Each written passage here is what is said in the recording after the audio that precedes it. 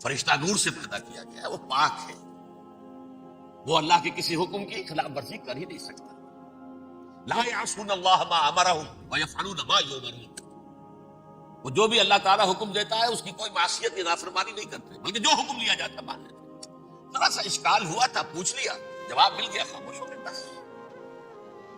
لیکن عزازیل نامی ایک جن تھا، جو ایک تو جن ہونے کی نسبت سے فرشتوں سے کچھ نہ کچھ مماثلت تھی، قرب تھا، دوسرے یہ علم میں، زہد میں، عبادت میں اتنا اونچا تھا، اتنا اونچا تھا، اتنا اونچا تھا کہ یہ ملائکہ ہی کے صف میں شامل ہو گیا۔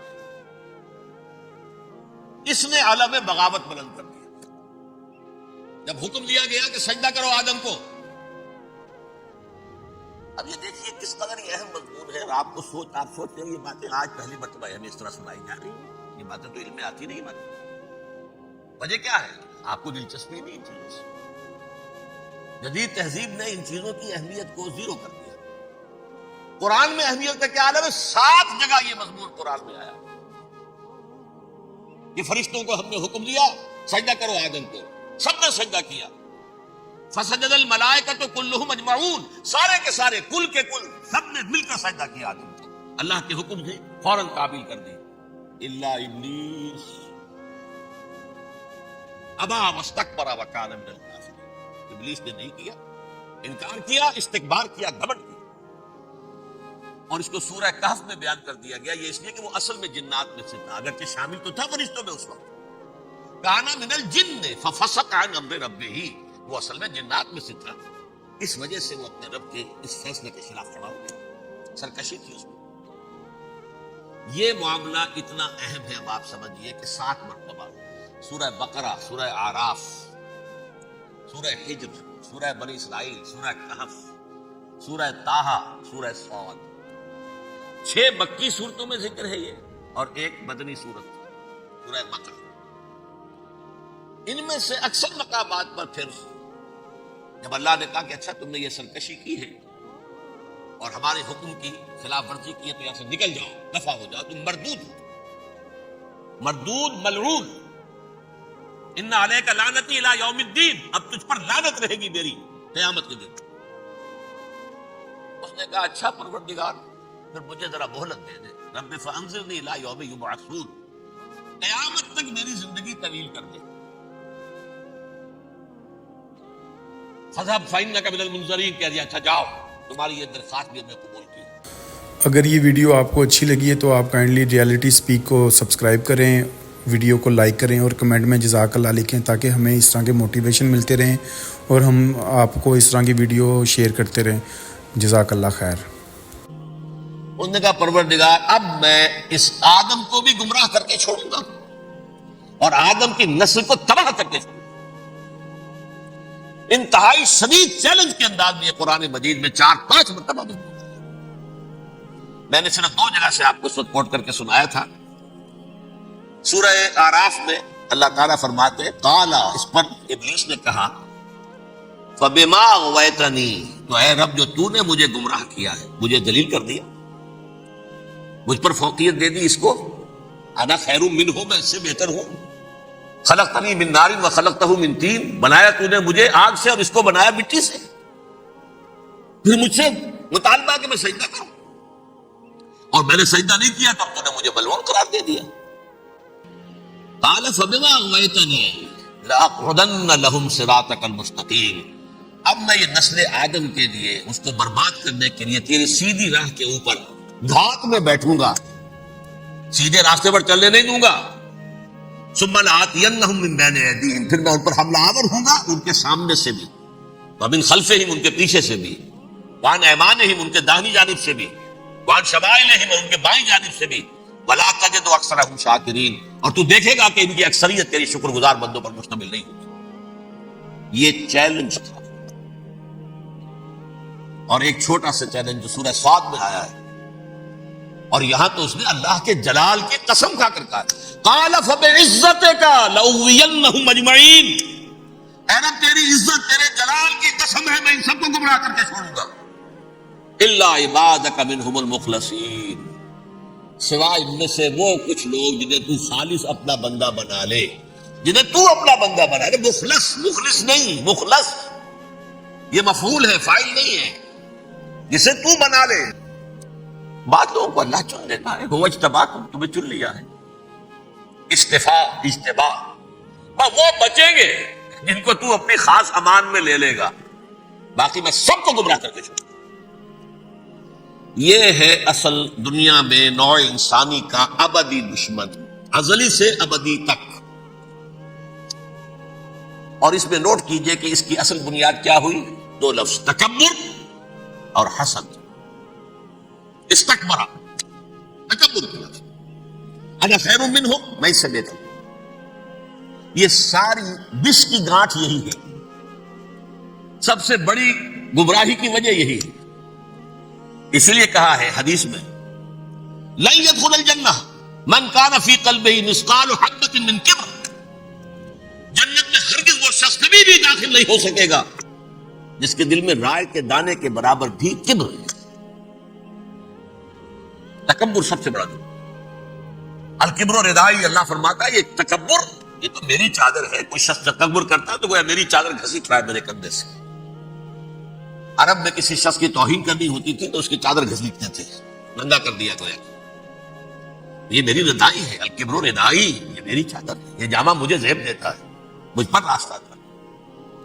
اور حسد، آدم کو جو برتری عطا ہو گئی اس حسد کی آگ میں وہ جل اور اس کا انتقام دینا چاہتا ہے. آدم سے بھی، آدم کو بھی گمراہ کیا، جنت سے نکلوایا. ایسے نکلنا تو انہیں تھا ہی مشیت اذن میں، لیکن فوری طور پر اللہ کے حکم کی خلاف ورزی تو کروائی. فعصى آدم ربہ فغوى، آدم نے اپنے رب کے حکم کی نافرمانی کی، گمراہ ہوا عارضی طور پر. یہ دوسری بات ہے. توبہ کر لی، اللہ نے توبہ قبول فرما لی، معاف کر دیا. کوئی مستقل جو ہے وہ نسل انسانی پر اس گناہ کا اثر متوارث طور پر نہیں آ رہا ہے، ختم ہو چکا معاملہ، ہوا تھا، ہو گیا. فتلقى آدم من ربہ کلمات فتاب علیہ انہ هو التواب الرحیم.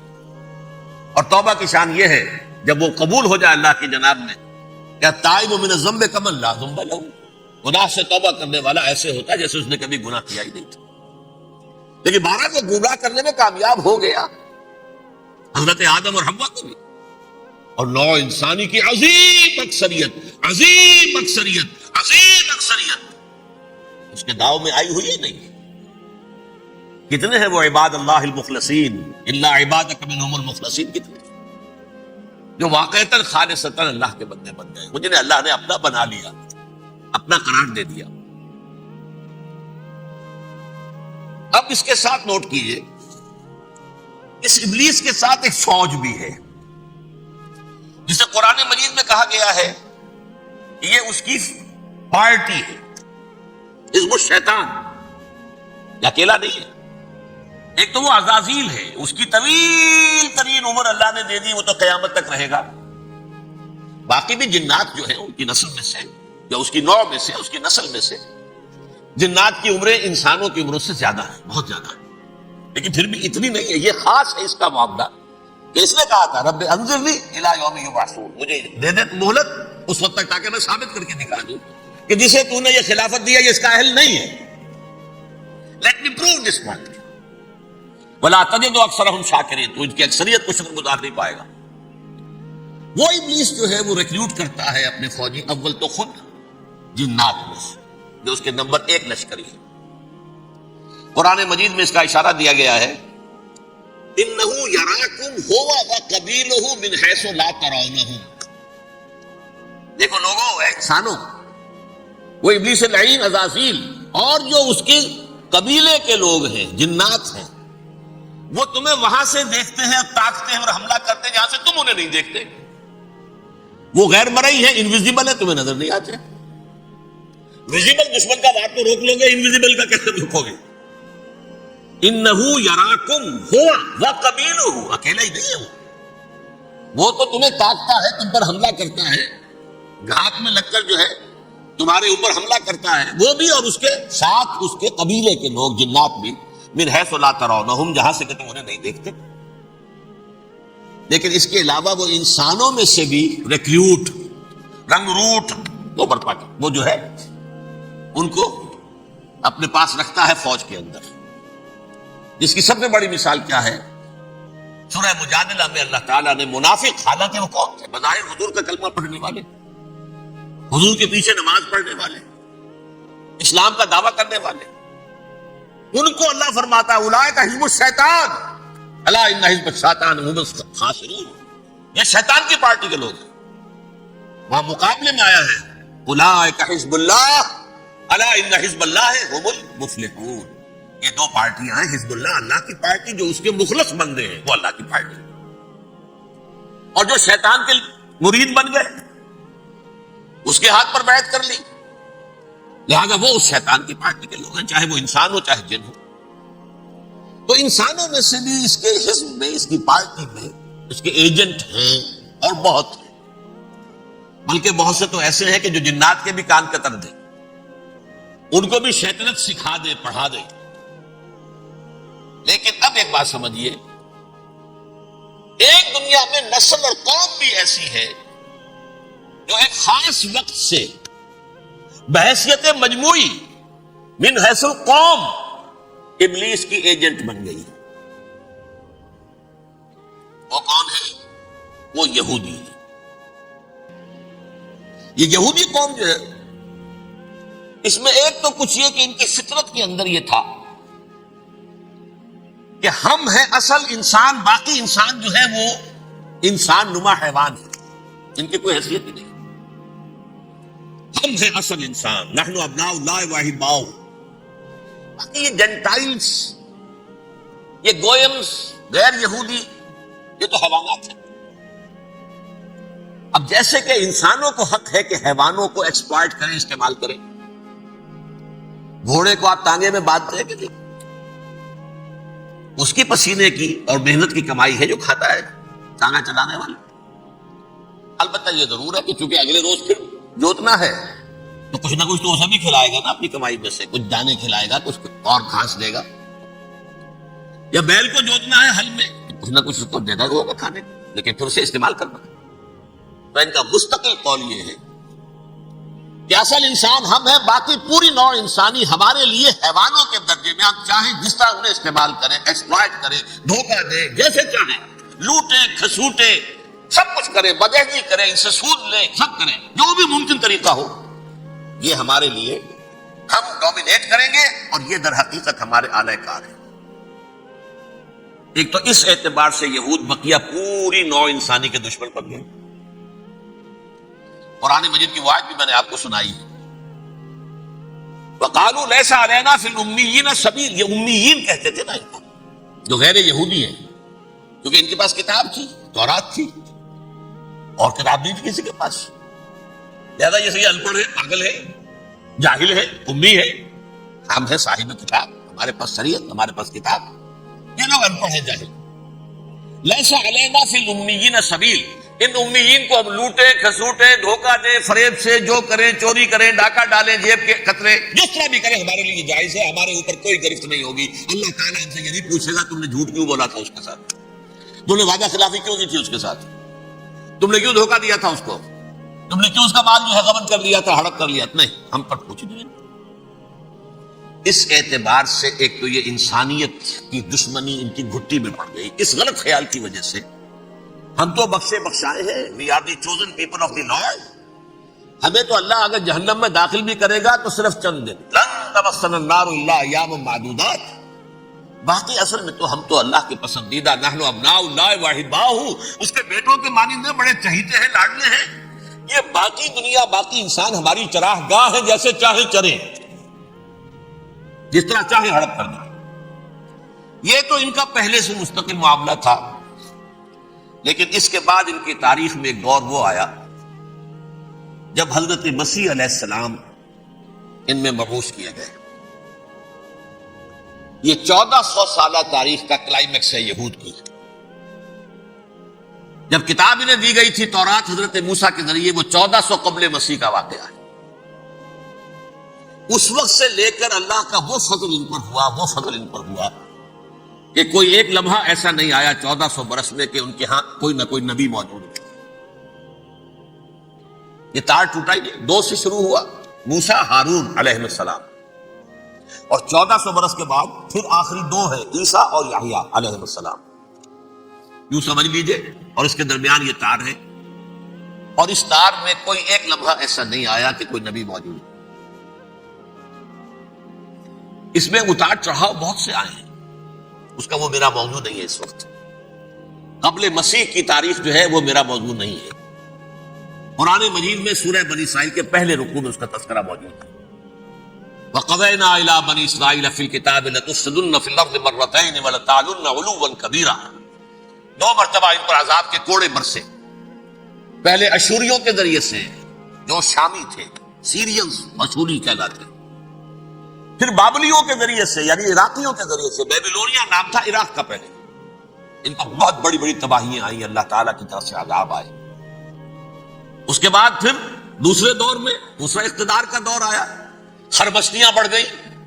تو پہلے گریکس کے ذریعے سے، یونانیوں کے ذریعے سے، اور پھر رومیوں کے ذریعے سے انہیں پسوایا گیا. یہ دور گزر چکے تھے. ان پر 2 عروج کے دور اور 2 زوال کے دور. میری چھوٹی سی کتاب ہے تنظیم اسلامی کا تاریخی پس منظر، 6-7 روپے کی ہوگی. اس کو آپ دیکھیں گے تو اس میں اس کا پورا نقشہ آپ کو مل جائے گا. ویسے تو یہ کہ میری جو ذرا بڑی کتاب ہے سابقہ اور موجودہ مسلمان امتوں کا ماضی، حال اور مستقبل، اس میں میں نے ان معاملات کو بڑی تفصیل سے بحث کی. بہرحال یہ جو دور تھا ان کا 1400 سالہ، وہ اونچ نیچ سے ہوتا ہوا جب آیا ہے حضرت مسیح کی بعثت پر، تو ان کی شرارت کی انتہا یہ ہو گئی کہ اللہ تعالیٰ نے مسیح کو رسول بنا کر بھیجا. رسولاً الی بنی اسرائیل. حضرت موسیٰ اور حضرت عیسیٰ کے درمیان رسول کوئی نہیں ہے، سب نبی ہیں. حضرت موسیٰ رسول تھے اور حضرت عیسیٰ رسول. درمیان میں داؤد ہو، سلیمان ہو، یشعیاء ہو، زکریا ہو، یہ سب نبی ہیں. یحییٰ نبی ہے، رسول نہیں ہے. لہذا وہ شہید کر دیے گئے. رسول شہید نہیں ہو سکتا، قتل نہیں ہو سکتا. لیکن عیسیٰ اور موسیٰ کے درمیان 1400 برس ان کے جو ہے، اس کا کلائمیکس ہے حضرت مسیح علیہ السلام کی بعثت. اور حضرت مسیح علیہ السلام کو جسے اللہ نے اپنی روح قرار دیا، روح منہ، کلمتہ القاہا الی مریم، اللہ کا کلمہ. عظیم ترین معجزات. انہوں نے کیا کہا؟ یہ ولد الزنا ہے، حرام زادہ ہے، معاذ اللہ، نقل کفر کو ہونا باشد. یہ جادوگر ہے، یہ مرتد ہے، یہ واجب القتل. اصل حکومت اس وقت رومیوں کی تھی حکومت، لیکن انہوں نے انہیں آٹونومی دے رکھی تھی، اپنے مذہبی معاملات تم خود طے کر سکتے. تو کائفاس جو اس وقت کا ان کا ہیڈ ربائی تھا سب سے بڑا، اس کی عدالت نے فیصلہ کیا مسیح کو سولی چڑھا دیا جائے. پائلیٹس پونٹس اس کے پاس ان کے ارتاش پہنچ گئے، یہ ہمارا مجرم ہے مذہبی، یہ مرتد ہے، یہ کافر ہے، یہ جادوگر ہے، یہ واجب القتل ہے، اسے قتل کر سولی چڑھا دیا. خیر وہ لمبی بات ہو جائے گی. اس نے تو اپنے ہاتھ دھوئے کہ صاحب ہمارے پاس کوئی جرم نہیں ہے اس کے خلاف، تم کہتے تو ٹھیک ہے سولی چڑھا دیتے.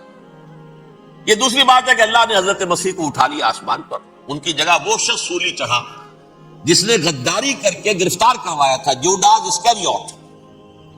اس کی شکل اللہ نے بدل دی حضرت مسیح کی سی، اور حضرت مسیح کو فرشتے اٹھا کے اوپر لے گئے، وہ زندہ آسمان پر اٹھا لیے گئے. اور یہ ساری تفاصیل نہ قرآن میں ہے نہ حدیث میں ہے، یہ انجیل میں ہے. لیکن انجیل کون سی؟ برناباس کی انجیل، gospel of the lord according to saint Barnabas. یہ حواریین مسیح میں سے تھے، لیکن عیسائی ان کو تسلیم نہیں کرتے، ان کی بائبل کو صحیح نہیں مانتے، کینونیکل نہیں مانتے. 100 انجیلیں تھیں، 104 تھیں، جن میں سے 4 چنی ہیں انہوں نے. یہ متی اور جان اور مرکس مارکس یہ ہیں. تو یہ 4 انجیلیں ہیں، انہوں نے تسلیم کیے کہ یہ کینونیکل ہیں، یہ تو ہے حقیقی. باقی جو ہے 100 اس کو وہ تسلیم نہیں کرتے.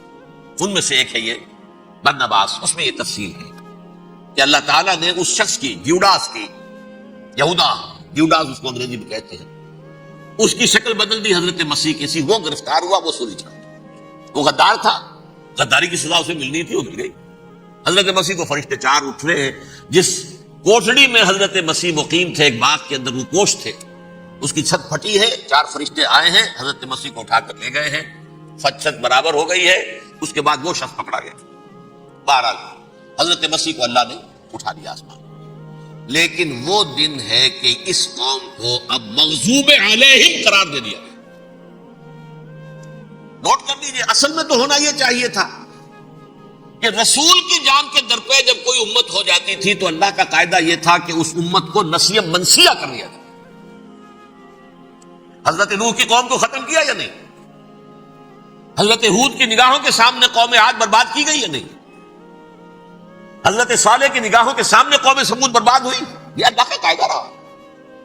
سدوم اور عمورہ کی بستیاں حضرت لوط علیہ السلام جہاں بھیجے گئے، مدین کا علاقہ جہاں حضرت شعیب بھیجے گئے، آل فرعون جن کی طرف موسیٰ کو بھیجا گیا، سب ہلاک کر دیے. کیونکہ رسولوں کے بارے میں اللہ کا ذات، نبیوں کے بارے میں یہ بات نہیں ہے. نبی آیا، اس نے دعوت دی، جس نے مان لیا اچھا کیا، اپنے لیے اچھا کیا، نہیں مانا اس کی اپنی جو ہے آپ برباد ہو گئی. دنیا میں کوئی فیصلہ اس کا نہیں ہوتا، لیکن رسولوں کا معاملہ یہ ہوتا ہے کہ دنیا میں وہ اللہ کی عدالت بن کر آتے ہیں. مانو گے تو بچو گے، نہیں مانو گے ہلاک ہو. اس اعتبار سے وہ مستحق نہ ہو چکے تھے اس کے کہ انہیں ہلاک کر دیا جائے. اب اللہ کی کوئی خصوصی مشیت ہے، اس میں کیا حکمت ہے وہ ہے ایک حکمت میں بعد میں اگر وقت ہوا تو بتاؤں گا.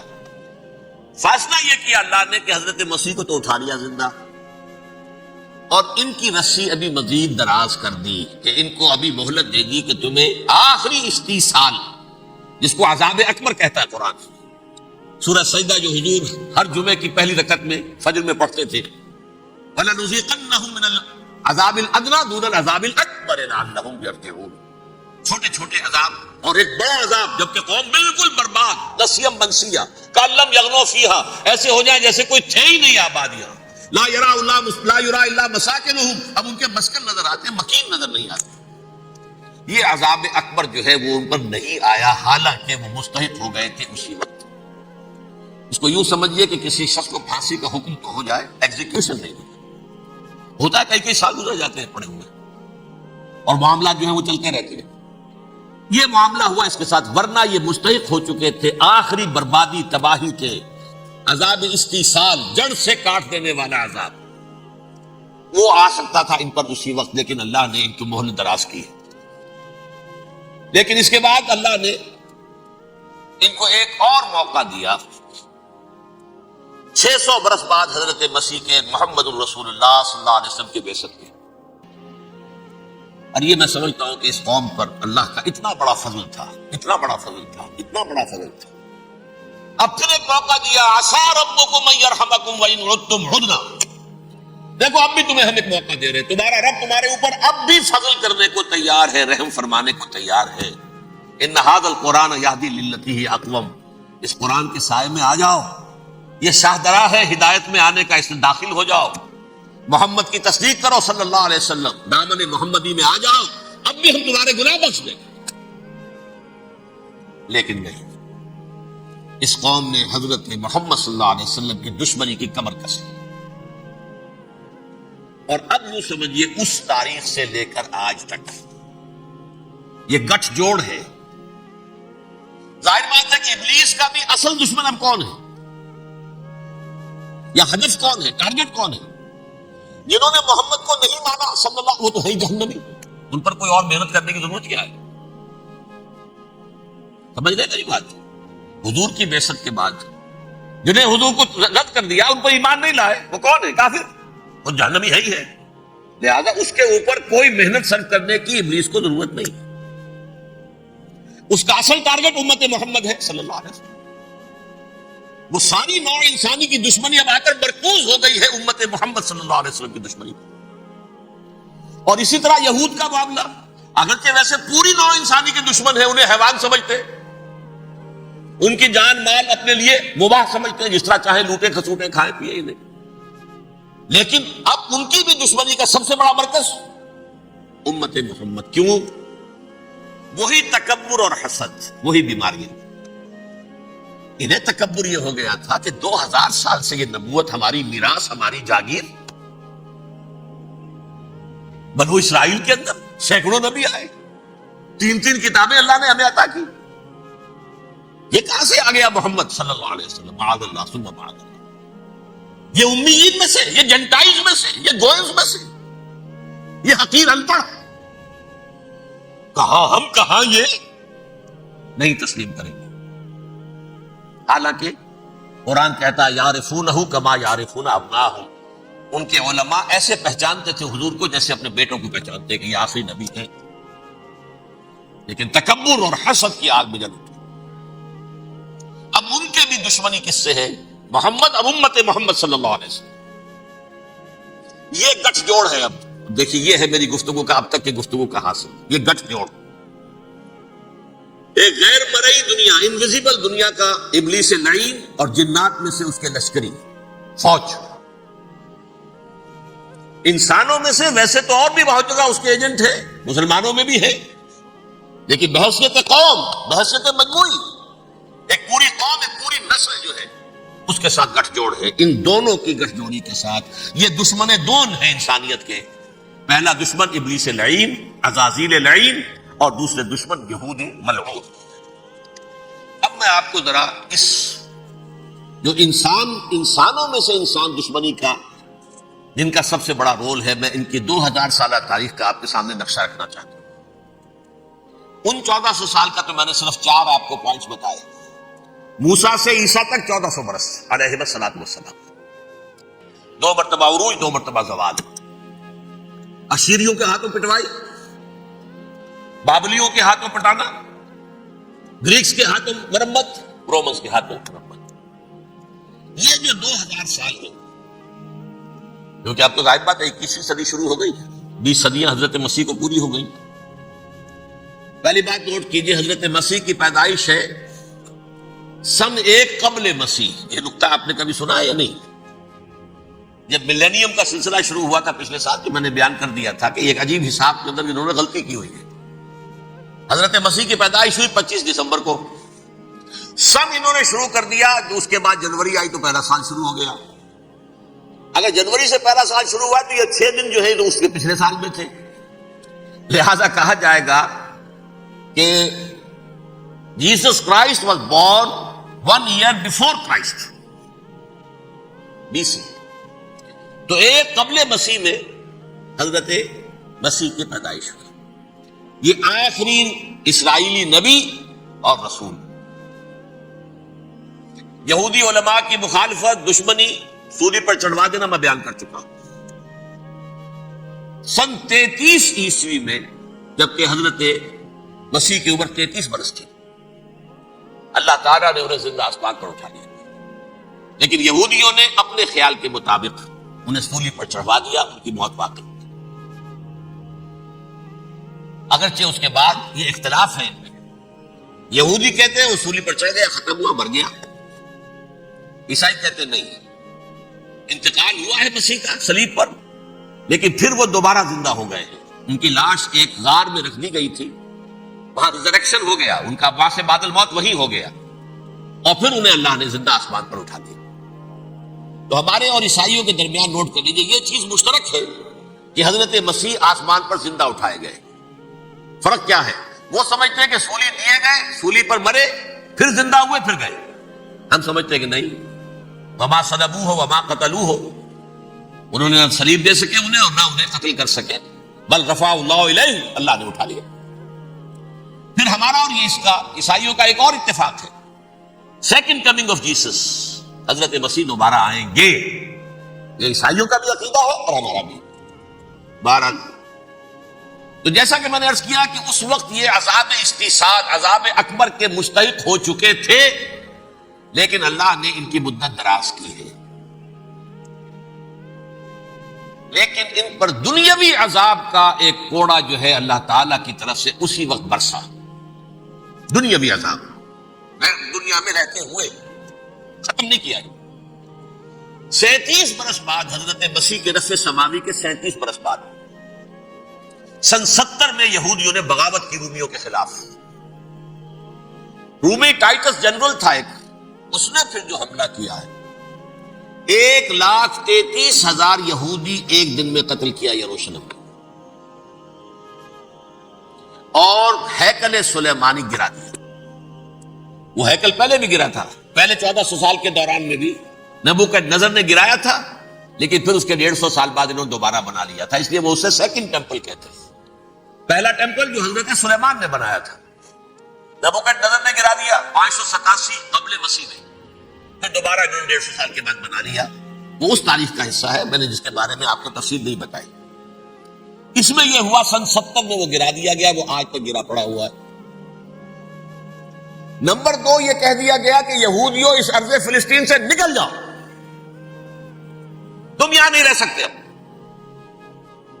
لہذا جس کا جہاں سینگ سمایا چلا گیا، یورپ میں چلے گئے، ایشیا میں آ گئے، عرب میں آ گئے، یہ 3 قبیلے جو رات بھی میں نے عرض کیا تھا، بنو قینقاع، بنو نذیر اور بنو قریظہ، یہ وہاں سے آ کے مدینے میں آباد ہو گئے۔ جس کا جہاں سینگ سمایا، افریقہ میں، ہندوستان میں، جہاں چلے گئے۔ ڈایاسپورا اسے کہتے ہیں، وہ آپ نوٹ کر لیجیے اس لفظ کو، ڈایاسپورا، ہمارا دور انتشار، جبکہ ہمیں ہماری اصل سرزمین تو فلسطین ہے، حضرت ابراہیم کا مسکن، حضرت اسحاق، حضرت یعقوب کا مسکن فلسطین، یہ ہے ہماری اصل جاگیر، یہ تو ہماری جدی پشتی جاگیر ہے۔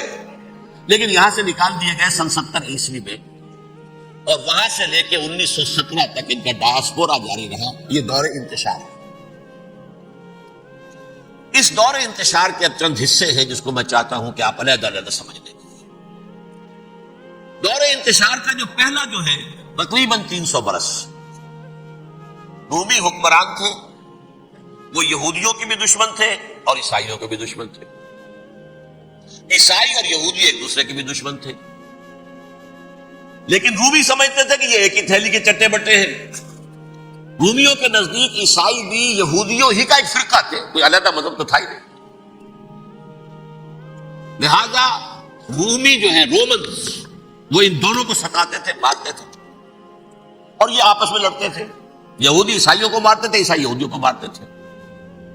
یہ ہے 300 برس تک کی تاریخ۔ سن 300 عیسوی میں کیا ہوا؟ ایک معجزہ ہو گیا۔ بہت عظیم ایمپرر کانسٹینٹائن، قسطنطین اعظم، رومن ایمپررز میں سے بہت بڑا ایمپرر، وہ عیسائی ہو گیا۔ اب تو معاملہ بالکل تلپٹ ہو گیا، پوری سلطنت عیسائی ہو گئی۔ اب عیسائیوں کے عیش ہو گئے اور یہودیوں پہ مار پڑنی شروع ہوئی۔ اب عیسائیوں کا آپ خود سوچئے کہ جنہیں وہ خدا بنا بیٹھے ہیں، خدا کا بیٹا قرار دے رہے ہیں، ان کے قاتل کون؟ یہودی، بدماش۔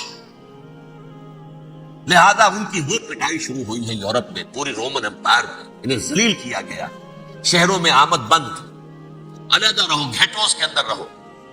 یہودی کا نام جو ہے وہ گالی بن گیا، جیسے آج بھی یہودی گالی کہتے ہیں، جیسے خنزیر کا لفظ، آقا وہ بھی اللہ کی مخلوق ہے، لیکن آپ کو معلوم ہے کوئی شخص زبان پر نام نہیں لانا چاہتا خنزیر کا، سور کا، ہے تو مخلوق، وہ بھی ایک حیوان ہے۔ ایسے ہی ہے یہودی، یہودی گالی، جیو، جیوٹ، گالی۔ لہذا ایک طرف تو ان دونوں کے درمیان دشمنی، جس کو قرآن کہتا ہے وَأَغْرَيْنَا بَيْنَهُمُ الْعَدَاوَةَ وَالْبَغْضَاءَ، ہم نے ان کے مابین دشمنی جو ہے پیدا کر دی۔ اور جب یہ پوری سلطنت عیسائی ہو گئی تو قافیہ تنگ ہو گیا یہودیوں کا۔ اب آئیے 571 عیسوی، یعنی جبکہ ڈایاسپورا کو کتنا عرصہ ہو چکا تھا؟ 500 برس۔ سن 70 سے شروع ہوا ڈایاسپورا، جب ٹائٹس نے گرایا ہے ہیکل کو اور نکال باہر کیا انہیں فلسطین سے، بھاگ جاؤ، یہاں ایک یہودی بھی نہیں رہے گا، فلسطین سے نکال دیے۔ اس کے پورے 500 برس بعد سن 571 عیسوی میں حضور کی پیدائش ہوئی، ولادت بسعادت محمد رسول اللہ صلی اللہ علیہ وسلم۔ 610 میں آپ پر وحی کا آغاز ہوا، لیکن حضور کے ساتھ ان کا معاملہ کیا رہا؟ اول تو جبکہ حضور ابھی مکے ہی میں تھے، یہودیوں نے ریشہ دوانیاں شروع کر دی حضور کے خلاف۔ قریش مکہ کو سکھاتے تھے، پڑھاتے تھے، ان سے یہ پوچھو، ان سے یہ پوچھو، انہیں اس طرح تنگ کرو، ان سے یہ امتحان لو، یہ آپ کے علم میں ہے۔ سورہ بنی اسرائیل میں، سورہ کہف میں وہ سوالات، جو امتحانی سوالات آئے تھے، ذوالقرنین کون تھا، اصحاب کہف کون تھے، تم رسول بنے پھرتے ہو تو بتاؤ، اور یہ روح کی حقیقت کیا بتاؤ۔ یہ ساری ریشہ دوانیاں کر رہے تھے بیٹھے ہوئے، ابھی وہیں پر حضور ابھی پہنچے بھی نہیں۔ ہجرت فرما کر حضور تشریف لے آئے تو حضور نے، جسے ماسٹر سٹروک کہا جائے گا، یعنی اسٹیٹس مین شپ کا ماسٹر سٹروک، آپ نے مدینے میں آتے یہودیوں کے ساتھ پیکٹ کر دیا، جوائنٹ ڈیفنس پیکٹ آف مدینہ، کہ اگر مکے والے ہم پر حملہ کریں گے تو ہم مل جل کر ایک قوم کی حیثیت سے مقابلہ کریں گے۔ یہ میثاق مدینہ کہلاتا ہے، جس کے بہت غلط معنی پہنائے جا رہے ہیں آج کل۔ بہرحال میں، موضوع میرا چونکہ یہ نہیں، میں ادھر نہیں جاؤں گا۔ لیکن ہوا کیا ہر مرتبہ یہ خیانت کے مرتکب ہوئے، ان نے جو عہد کیے تھے ان سے پھرے، اندر ہی اندر سازش ریشہ دوانی، حضور کی بدترین دشمنی۔ سورہ نساء کی آیت نمبر 12 میں 14 میں 13 میں فرمایا ہے لا تزال تطلع علی خائنۃ منہم، اے نبی ہمیشہ آپ کے علم میں ان کی طرف سے خیانتیں، بدیانتیاں آتی رہیں گی، اور بار بار وہ مسلسل جنگ کی آگ بھڑکاتے تھے، قریش کو دعوت دیتے آؤ ہم اندر سے بغاوت کر دیں گے، تم آؤ تو صحیح، ختم کریں محمد کو اور اہل ایمان کو صلی اللہ علیہ وسلم رضی اللہ تعالی عنہ اجمعین۔ لیکن پھر جب وہ آتے تھے تو یہ دبک جاتے تھے، ان میں ہمت نہیں تھی، میدان کے مرد نہیں رہے تھے۔ یہ سورہ حشر میں ان کا نقشہ کھینچا گیا ہے، کھلے میدان میں مقابلے کی اس کے اندر صلاحیت ہی نہیں، یہ تو فصیلوں کے پیچھے سے، جیسے عورتیں کہیں دیہات میں لڑائی ہوتی ہے تو مرد جو ہے گلیوں میں لڑتے ہیں، عورتیں اوپر سے پتھر پھینکتی ہیں، بس وہ کام یہ کر سکتے تھے، من ورائے جدر، فصیلوں کے پیچھے سے، جنگ میں میدان میں نہیں آ سکتے۔ بہرحال قرآن مجید میں ہے یہ سورہ مائدہ کی آیت نمبر 64 کلما اوقدوا نارا للحرب اطفاها اللہ، اکثر و بیشتر مواقع پر تو یہ جب آگ بھڑکاتے تھے جنگ کی، اللہ اسے بجھا دیتا تھا۔ لیکن بہرحال اس کے باوجود جنگیں ہوئی، غزوہ بدر، غزوہ احد ہوئی کہ نہیں، یہ ساری اصل شرارت نہیں تھی، اور اس کے نتیجے میں حضور نے پھر ایک ایک کر کے 3 قبیلوں کو سزا دی۔ غزوہ بدر کے فوراً بعد بنو قینقاع نکالے گئے مدینے سے، غزوہ احد کے فوراً بعد بنو نذیر نکالے گئے، اور غزوہ احزاب کے بعد بنو قریظہ نکال دیے گئے۔ یہ تو میں نے آپ کے سامنے رکھ دیا صرف حضور کے زمانے میں ان کا کیا رویہ رہا، دشمنی۔ رات بھی ہم نے وہ آیت پڑھی تھی لَتَجِدَنَّ أَشَدَّ النَّاسِ عَدَاوَةً لِلَّذِينَ آمَنُوا الْيَهُودُ وَالَّذِينَ أَشْرَكُوا، اہل ایمان کی دشمنی میں شدید ترین تم پاؤ گے یہودیوں کو اور مشرکین بھی بعد میں ہیں، پہلے یہودی۔ حضور کے بعد کیا ہوا اب یہ نوٹ کیجئے، یہ ان کی تاریخ کا دوسرا دور ہے۔ حضرت عمر رضی اللہ تعالیٰ عنہ کا عہد خلافت ہے، بیت المقدس کا محاصرہ کیا گیا، فصیل بڑی اونچی، شہر اندر سے سیلف سفیشینٹ، حملے کا راستہ کوئی نہیں، محاصرہ طول کھینچ رہا ہے، لیکن ان کے پاس رسد بھی موجود ہے، پانی بھی موجود ہے، وہ دروازے بند کر کے بیٹھے ہوئے۔ بالآخر اللہ تعالیٰ کی مشیت کا دور کیسے ہوا، ان کے کچھ علماء آئے فصیل پر، کہا دیکھو مسلمانوں تم قیامت تک بھی یہاں پڑے رہو گے محاصرہ کر کے، ہمارا یہ شہر فتح نہیں ہوگا۔ ہاں ایک درویش بادشاہ کے ہاتھوں یہ شہر فتح ہونا ہے، لیکن تمہارے اندر ہمیں وہ نظر نہیں آ رہا۔ ابو عبیدہ بن الجراح رضی اللہ تعالی عنہ امین هذه الامہ کا فوراً ذہن گیا، وہ درویش بادشاہ مدینے میں بیٹھا ہوا ہے عمر رضی اللہ تعالی۔ اب ایک اور عمر بھی ہے جو قندھار میں بیٹھا ہے، نقشہ وہی ہے، سادگی کی حد تک نقشہ وہی، بالکل وہی، اپنی آنکھوں سے دیکھا وہی سادگی۔ عمر اول عمر ثانی تھے عمر بن عبد العزیز۔ اب ایک اللہ کے فضل سے اللہ تعالیٰ ایدہ اللہ بنصرتہ، اللہ تعالیٰ ان کی نصرت فرمائے، دشمنوں کو ان کے مقابلے میں نیست و نابود کرے۔ انہوں نے ریکویسٹ بھیج دی کہ حضور تشریف لائیے، یہ شہر فتح ہو جائے گا۔ وہ ہے سفر تاریخی، اتنا طویل سفر، تقریباً 700 میل، ایک اونٹ، ایک خادم، ایک منزل میں امیر المومنین اوپر بیٹھے، خادم آگے چل رہا ہے، اگلی منزل میں خادم اوپر بیٹھا ہے، امیر المومنین آگے جا رہے ہیں۔ اور جب پہنچے ہیں تو وہ باری تھی خادم کی، انہوں نے ہاتھ جوڑ دیا، حضور خدا کے لیے تم کیا کہیں گے لوگ، وہ میرا برا حال کر دیں گے، تمہیں شرم نہیں آئی، امیر المومنین پیدل آگے چل رہے، لوکیل پکڑ کر تم بیٹھے ہو اوپر براجمان ہو۔ حضرت عمر فرمایا الدور دورک، نہیں باری تمہاری، بیٹھ۔ اس حال میں پہنچے، اور پھر یہ کہ ابو عبیدہ بن الجراح آئے ہیں، استقبال کیا ہے تو دیکھا ہے اس حال میں چلے آ رہے ہیں، عمر لوکیل پکڑے ہوئے چلے آ رہے ہیں، اور کہتے ہیں کہ کہیں کیچڑ ویچڑ تھا، جوتے خراب ہو گئے تو وہ بھی اتار کے ہاتھ میں پکڑے ہوئے، کپڑے تو تھے ہی پھٹے ہوئے۔ انہوں نے کہا بھی حضرت ابو عبیدہ نے، دیکھیے یہ بڑا متمدن ملک ہے، بڑا مہذب علاقہ ہے یہ، آپ ذرا حلیہ اپنا دوست فرما لیں تب جا کے پیش بات کو کریں گے۔ آپ نے فرمایا نحن قوم اعزنا اللہ بالاسلام ہم وہ قوم ہے جنہیں اللہ نے عزت دی ہے اسلام کے ذریعے سے، کپڑوں کے ذریعے سے نہیں، دولت کے ذریعے سے. اسی حال میں گئے ہیں، اوپر سے انہوں نے کھڑے ہو کر نشانیاں دیکھی ہیں، اپنی کتابیں کھولی، ہاں یہ وہی ہے. اچھا لو جی سرنڈر، شہر تمہارے ہاتھ میں، خون کا ایک قطرہ نہیں بہا اور بیت المقدس فتح ہو. لیکن اس وقت حضرت عمر نے ایک نرمی یہ کی کہ یہودیوں کے لیے بھی اسے اوپن سٹی قرار دے دیا. یہ احسان عظیم حضرت عمر کا. اس سے پہلے یہودی آ ہی نہیں سکتا تھا، داخل ہی نہیں ہو سکتا تھا، وہاں وہ آ کر وزٹ نہیں کر سکتا تھا، زیارت نہیں کر سکتا تھا اپنے مقدس مقامات کی. حضرت عمر نے یوں سمجھیے کہ تقریباً 550 برس کے بعد ان کے لیے راستہ کھولا ہے کہ ہاں تم آ سکتے ہو، زیارت کر سکتے ہو. لیکن یہ عیسائیوں نے لکھوایا معاہدے کے اندر، انہیں یہاں آپ آباد ہونے کی اجازت نہیں دیں، لیکن کم وزٹ دی پلیسز، دیکھیں زیارتیں کریں اور جائیں. یہ معاہدہ حضرت عمر کا ہے رضی اللہ تعالیٰ، جو پھر خلافت راشدہ کے بعد بنو امیہ نے بھی اس کو آرڈر کیا، بنو عباس نے کیا. پھر جو ہمارے یہ ترکوں میں اندر خلافت آئی تو ترک خلفاء نے بھی اس معاہدے کی پوری پابندی کی. فلسطین میں آ سکتے ہیں یہودی، صرف زائرین کی حیثیت سے، وہاں آباد نہیں ہو سکتے. اب آئیے اگلا دور آیا حضرت عثمان کا دور خلافت. یہ ہے وہ وقت کہ اب یہود نے امت مسلمہ کی پیٹھ میں چھرا کیا. وہ کیسے؟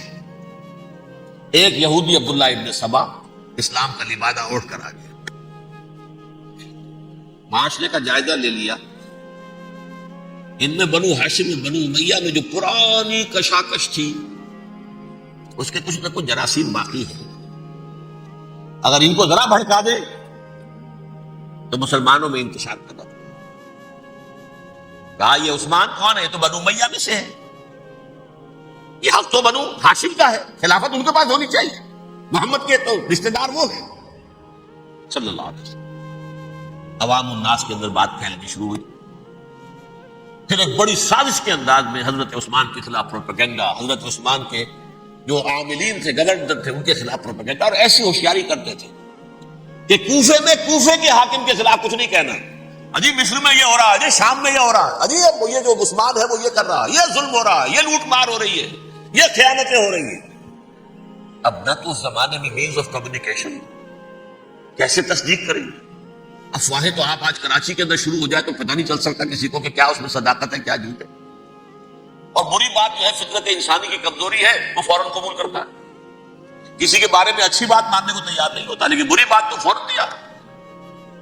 بہرحال یہ فتنہ انہوں نے اٹھایا، حضرت علی کی الوہیت کا فتنہ اٹھایا، حضرت عثمان کے خلاف الفتنۃ الکبریٰ برپا کیا. حضرت عثمان شہید ہوئے.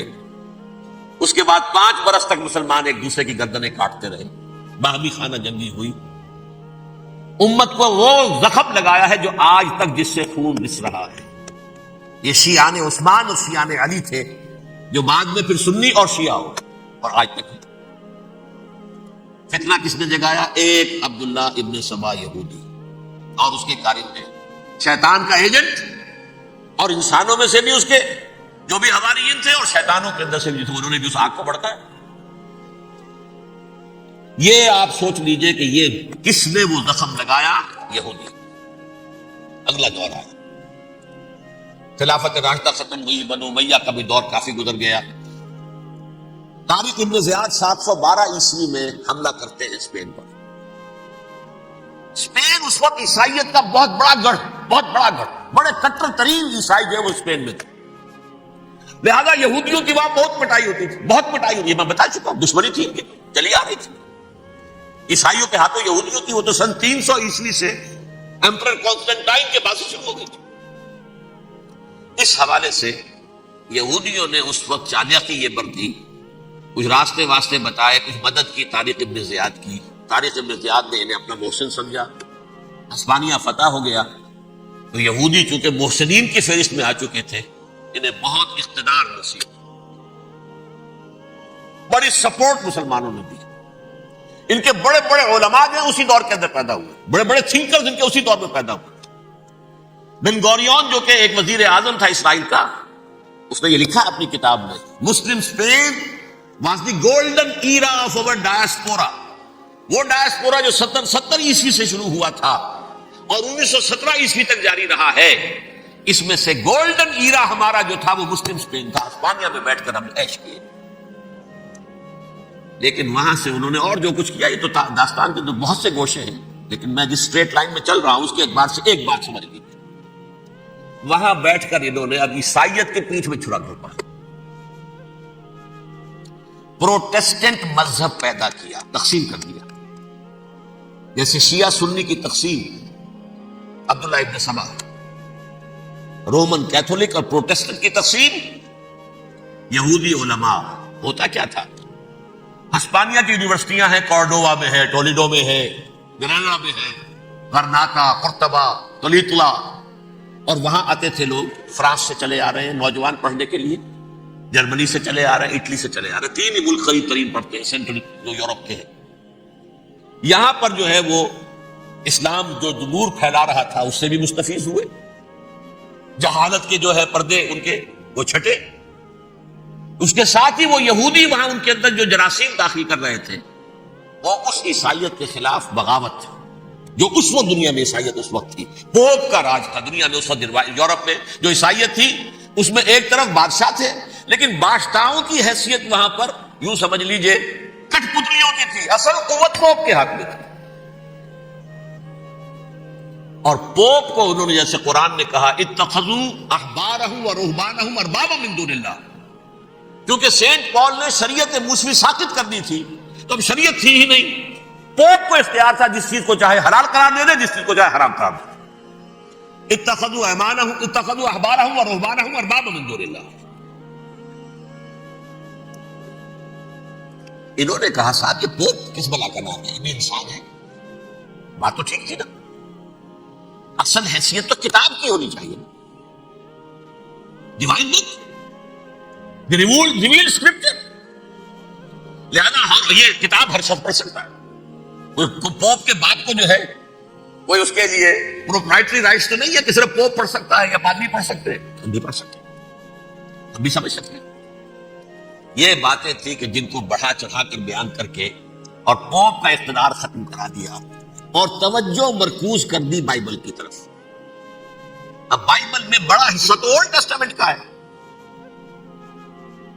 نتیجہ کیا ہوا، یہود کی عصمت پروٹیسٹنٹس کے نزدیک مسلم ہو گئی۔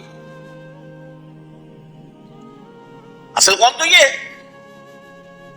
وہ دشمنی بدلی کہ نہیں بدلی، موسیٰ کے امتی یہ ہے، تورات موسیٰ کو دی گئی، ابراہیم کی نسل یہ ہے، لہذا وہ جو دشمنی تھی، جو عداوت تھی کہ ہمارے خدا کو سوری چڑھانے والے ہیں یہ بدماش، اس کا ازالہ ہوا۔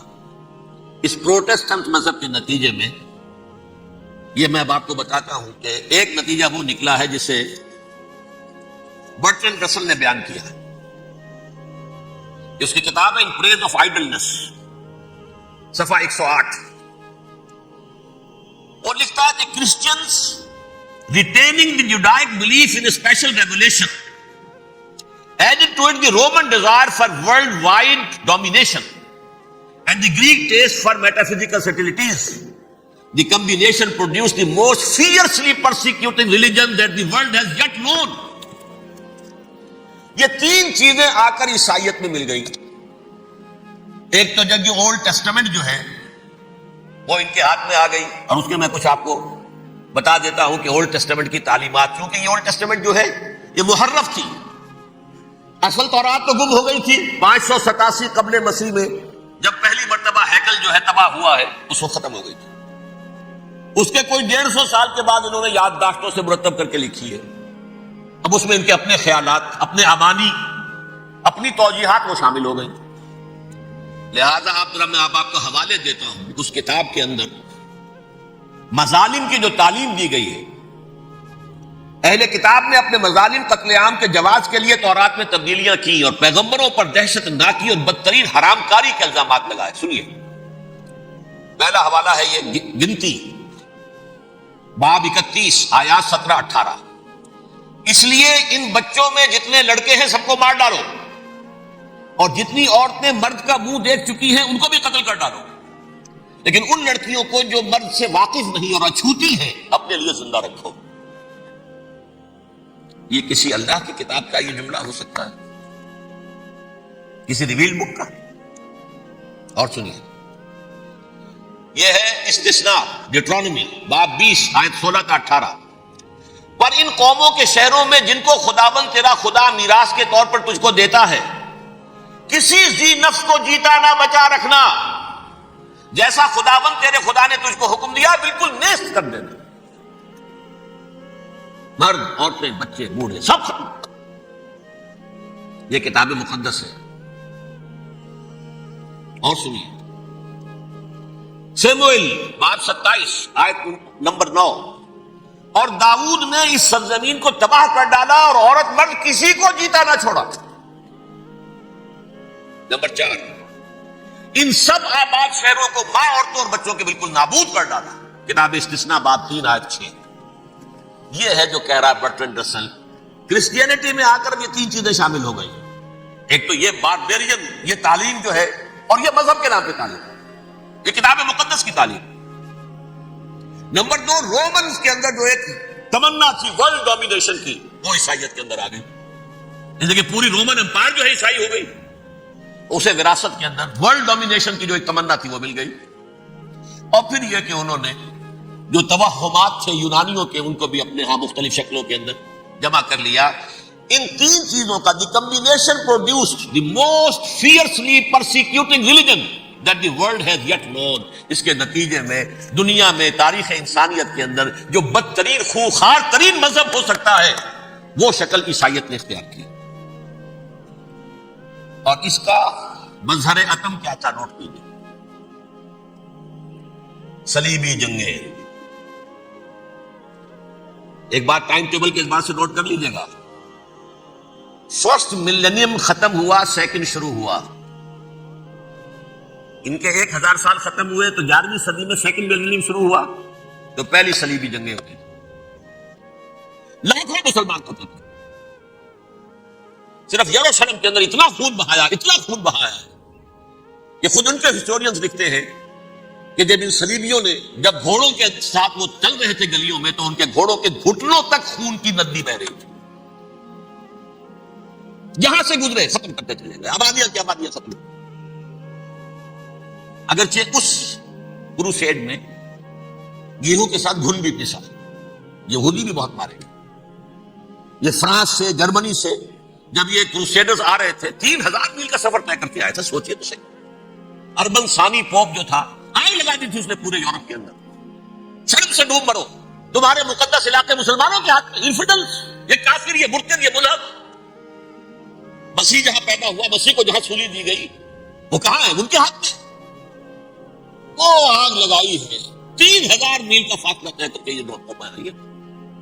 اب جو تباہی مچائی گئی تاریخ انسانی میں، ایسے بربریت کی کوئی مثال۔ اور یہ ان کے اپنے ہسٹورینز لکھتے ہیں شکل کے بارے میں، ایسے محسوس ہوتا ہے جیسے ان کی گردنیں جھکی جا رہی ہو، لکھتے ہیں۔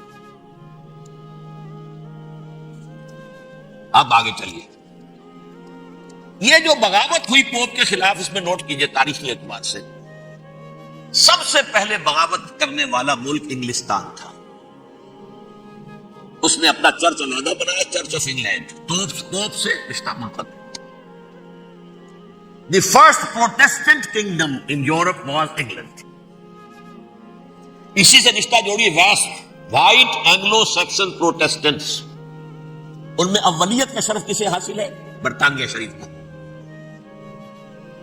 یہاں پر انہوں نے اب ایک بہت بڑا جو کارنامہ کیا، پوپ کی گرفت کم ہوئی یورپ پر سے، پروٹیسٹنٹ مذہب کا فروغ ہوا، تو انہوں نے سود کی اجازت حاصل کر لی۔ جب تک پوپ کی حکومت تھی سود حرام تھا، نو ٹرانزیکشن، نہ انٹرسٹ نہ یوزری، کچھ بھی نہیں۔ پروٹیسٹنٹس کے ذریعے سے سود کی اجازت حاصل کر لی۔ اس کے بعد بڑے بڑے بینک بنا کر بیٹھ گئے، house of Rothschilds, house of گولڈ سمتھس، یہ عمران خان صاحب کے جو خسر جو تھے، گولڈ سمتھ، یہ بینکرز، بڑی بڑی فیملیز۔ ان لوگوں نے کیا کیا؟ اب ریشہ دوانیاں، یورپ میں مختلف ملکوں کے درمیان جنگیں کروائیں سازشوں کے ذریعے سے۔ وہی کلما اوقدوا نارا للحرب، جنگ کے لیے آگ بھڑکا دینا تو ان کا پرانا مشغلہ تھا۔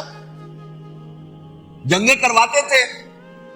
پھر فرانس کے بادشاہ کو بھی قرض چاہیے اسلحہ کے لیے, انگلستان کے بادشاہ کو بھی قرض چاہیے. ہاؤس آف روتشائلڈ کا ایک نمائندہ وہاں بیٹھا ہے, ایک یہاں بیٹھا ہے, اور منہ مانگے شرح پر سود کے اوپر قرض دے رہے ہیں. ان کو سب کو جو ہے ان کے سارے مالی وسائل کھینچ لیے, دولت پر قبضہ کر کے بیٹھ گئے, اور اس کا نتیجہ یہ نکلا چند 100 سالوں کے اندر کہ فرنگ کی رگے جاں پنجے یہود میں, اس سودی نظام کے ذریعے سے دولت پر ان کا قبضہ. علامہ اقبال 1905 سے 1908 تک رہے تھے, لیکن یہ کہ ان کی نگاہ تھی ایسی, گاہ میری نگاہ تیز چیر گئی دل وجود, گاہ الجھ کے رہ گئی میرے توہمات میں. انہوں نے دیکھا ہے کہ فرنگ کی رگے جہاں پنجے یہود میں ہے. ابھی ہٹلر کا تو وجود بھی نہیں تھا, بعد میں ہٹلر کو محسوس ہو گیا نا واقعتاً ہمارا اصل دشمن یہ یہودی ہے جو یہاں پر بیٹھا ہوا, جو ہمارا خون چوس رہا ہے. آخر یوں ہی تو نہیں, دماغ اس کا ایسے تو خراب نہیں ہو گیا تھا. یہ قتل عام, یہ ہولوکاسٹ کس لیے؟ اس نے پہچان لیا, اس لیے کہ وہ ویسٹ نہیں تھا, وائٹ اینگلو سیکسن پروٹیسٹنٹ. اصل جادو جو چلا وہ ان پر چلا, اور برطانیہ ان کا سب سے بڑا جو ہے وہ پشت پناہ, مددگار, حامی. اس کے ساتھ ساتھ انہوں نے کوشش کی, یہ ترک خلفاء بیچارے, مرد بیمار تو بنی چکا تھا یورپ کے اندر, زوال سے دوچار ہو چکی تھی ترکی خلافت. انہوں نے بھی محل بنائے تھے, تجھ کو بتاتا ہوں تقدیر امم کیا ہے, شمشیر و ثنا اول طاؤس و رباب آخر. بڑے بڑے قرضے لے کر محل بنے تھے یہ, جو آج جا کر آپ استنبول میں دیکھ لیجیے, قرضوں کے اندر بندھے ہوئے. لیکن یہ کہ کم سے کم یہ ضرور کیا کہ بڑی سے بڑی رشوت انہیں یہودیوں نے پیش کی کہ کسی طرح ہمیں فلسطین میں آباد ہونے کی اجازت دے دو. لیکن this goes to their credit, انہوں نے کہا نہیں, یہ معاہدہ جو عمر نے کیا تھا رضی اللہ تعالی عنہ, اس کو میں نہیں بدل سکتا. تم جاؤ, جا کے زیارت کرو, آ جاؤ, تم وہاں آباد نہیں ہو سکتے, کیونکہ ترکی کا زیر زندگی تھا نا علاقہ. سلطنت عثمانیہ میں شامل تھا پورا ویسٹ ایشیا, پورا ایسٹ یورپ, پورا شمالی افریقہ, 3 بر اعظموں پر پھیلی ہوئی تھی سلطنت عثمانیہ اور خلافت عثمانیہ. 400 برس تک خلافت ان کے ہاں رہی ہے. انہوں نے نہیں مانا. نتیجہ کیا نکلا؟ انہوں نے اس خلافت کے نظام کو ختم کرنے کی یہ سازش شروع کی. اس سازش کا نتیجہ تھا, اس کو دیکھ کر بھاگ کر ہندوستان میں تحریک خلافت چلی ہے.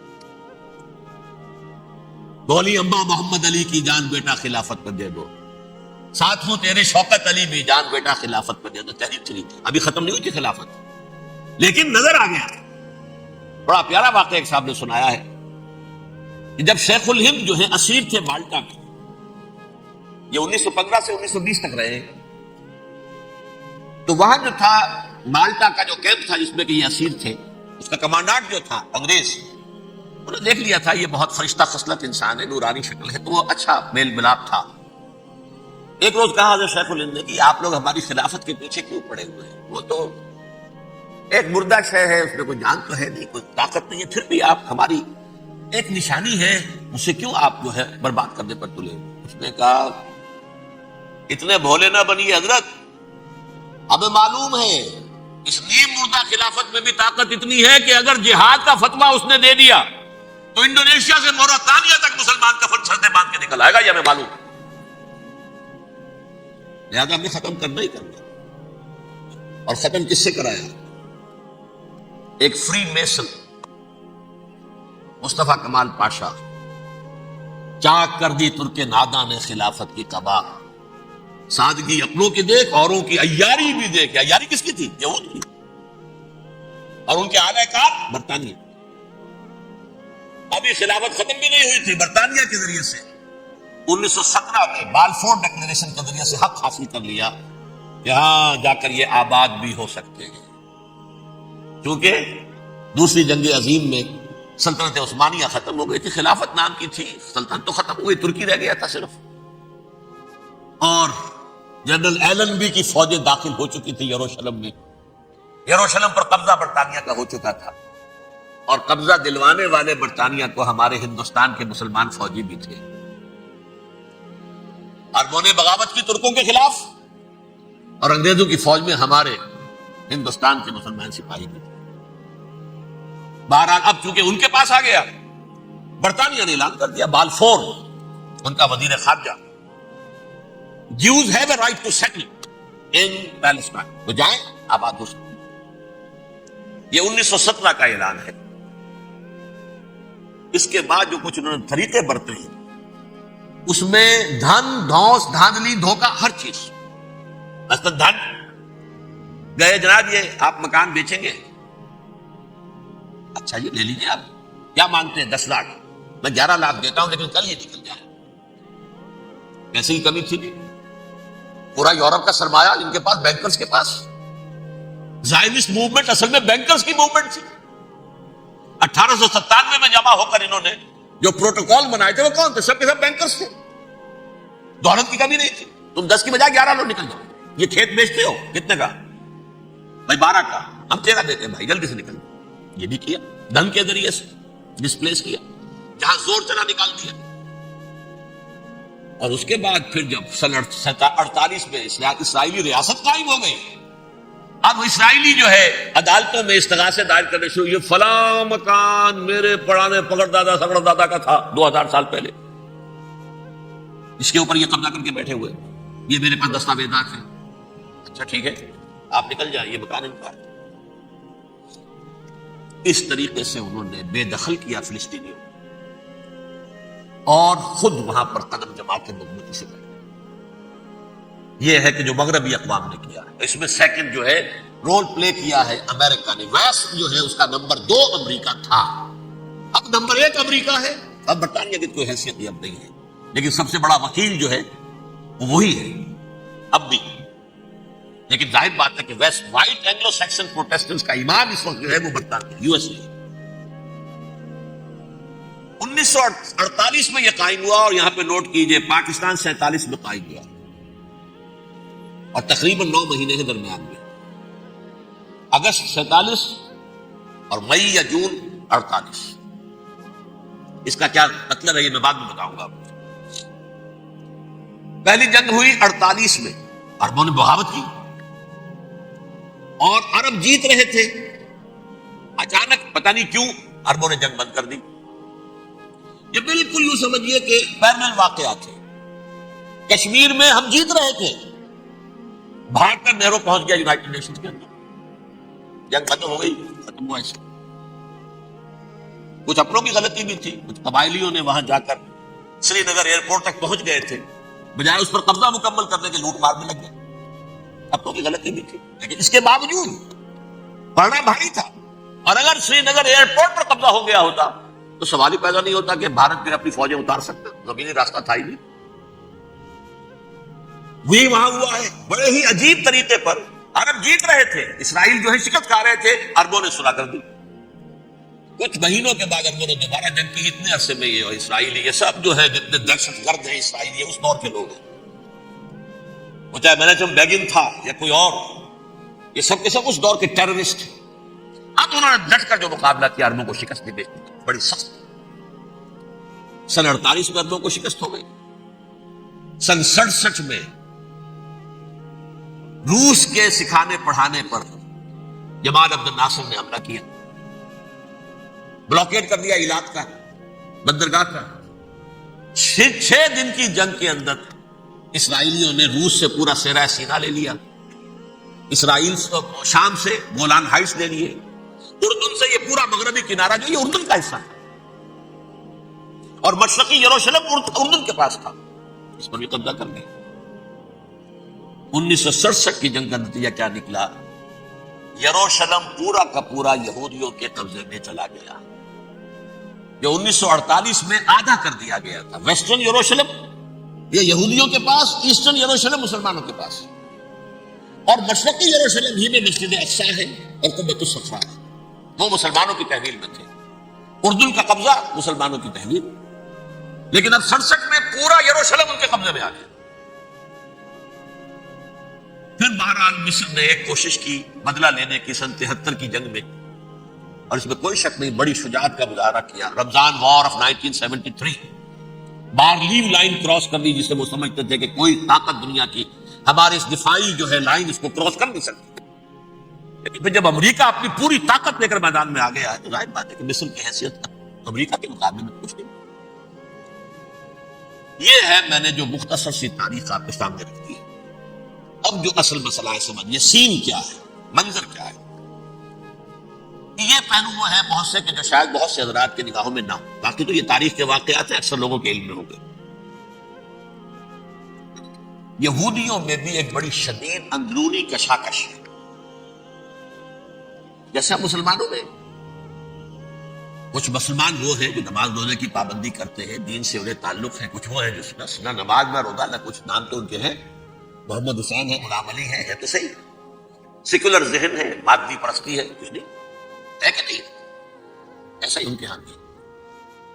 اصل یہودی جو ہے, عملی یہودی, اس کی شکل آپ نے اگر کبھی دیکھی ہو, اس کے سر کے اوپر اونچا ہیٹ ہوتا ہے کالا, ان کی زلفیں لمبی لمبی ہوتی ہیں, خاص طور پر یہ جو ہے گلپٹی کے بال, یہ قلمے جو ہے یہ تو لا کے چھلے بنا کر بڑا خوبصورت سا جو ہے وہ ہار بناتے ہیں. لمبا کالا کوٹ پہنا ہوتا ہے, لمبی داڑھی ہوتی ہے.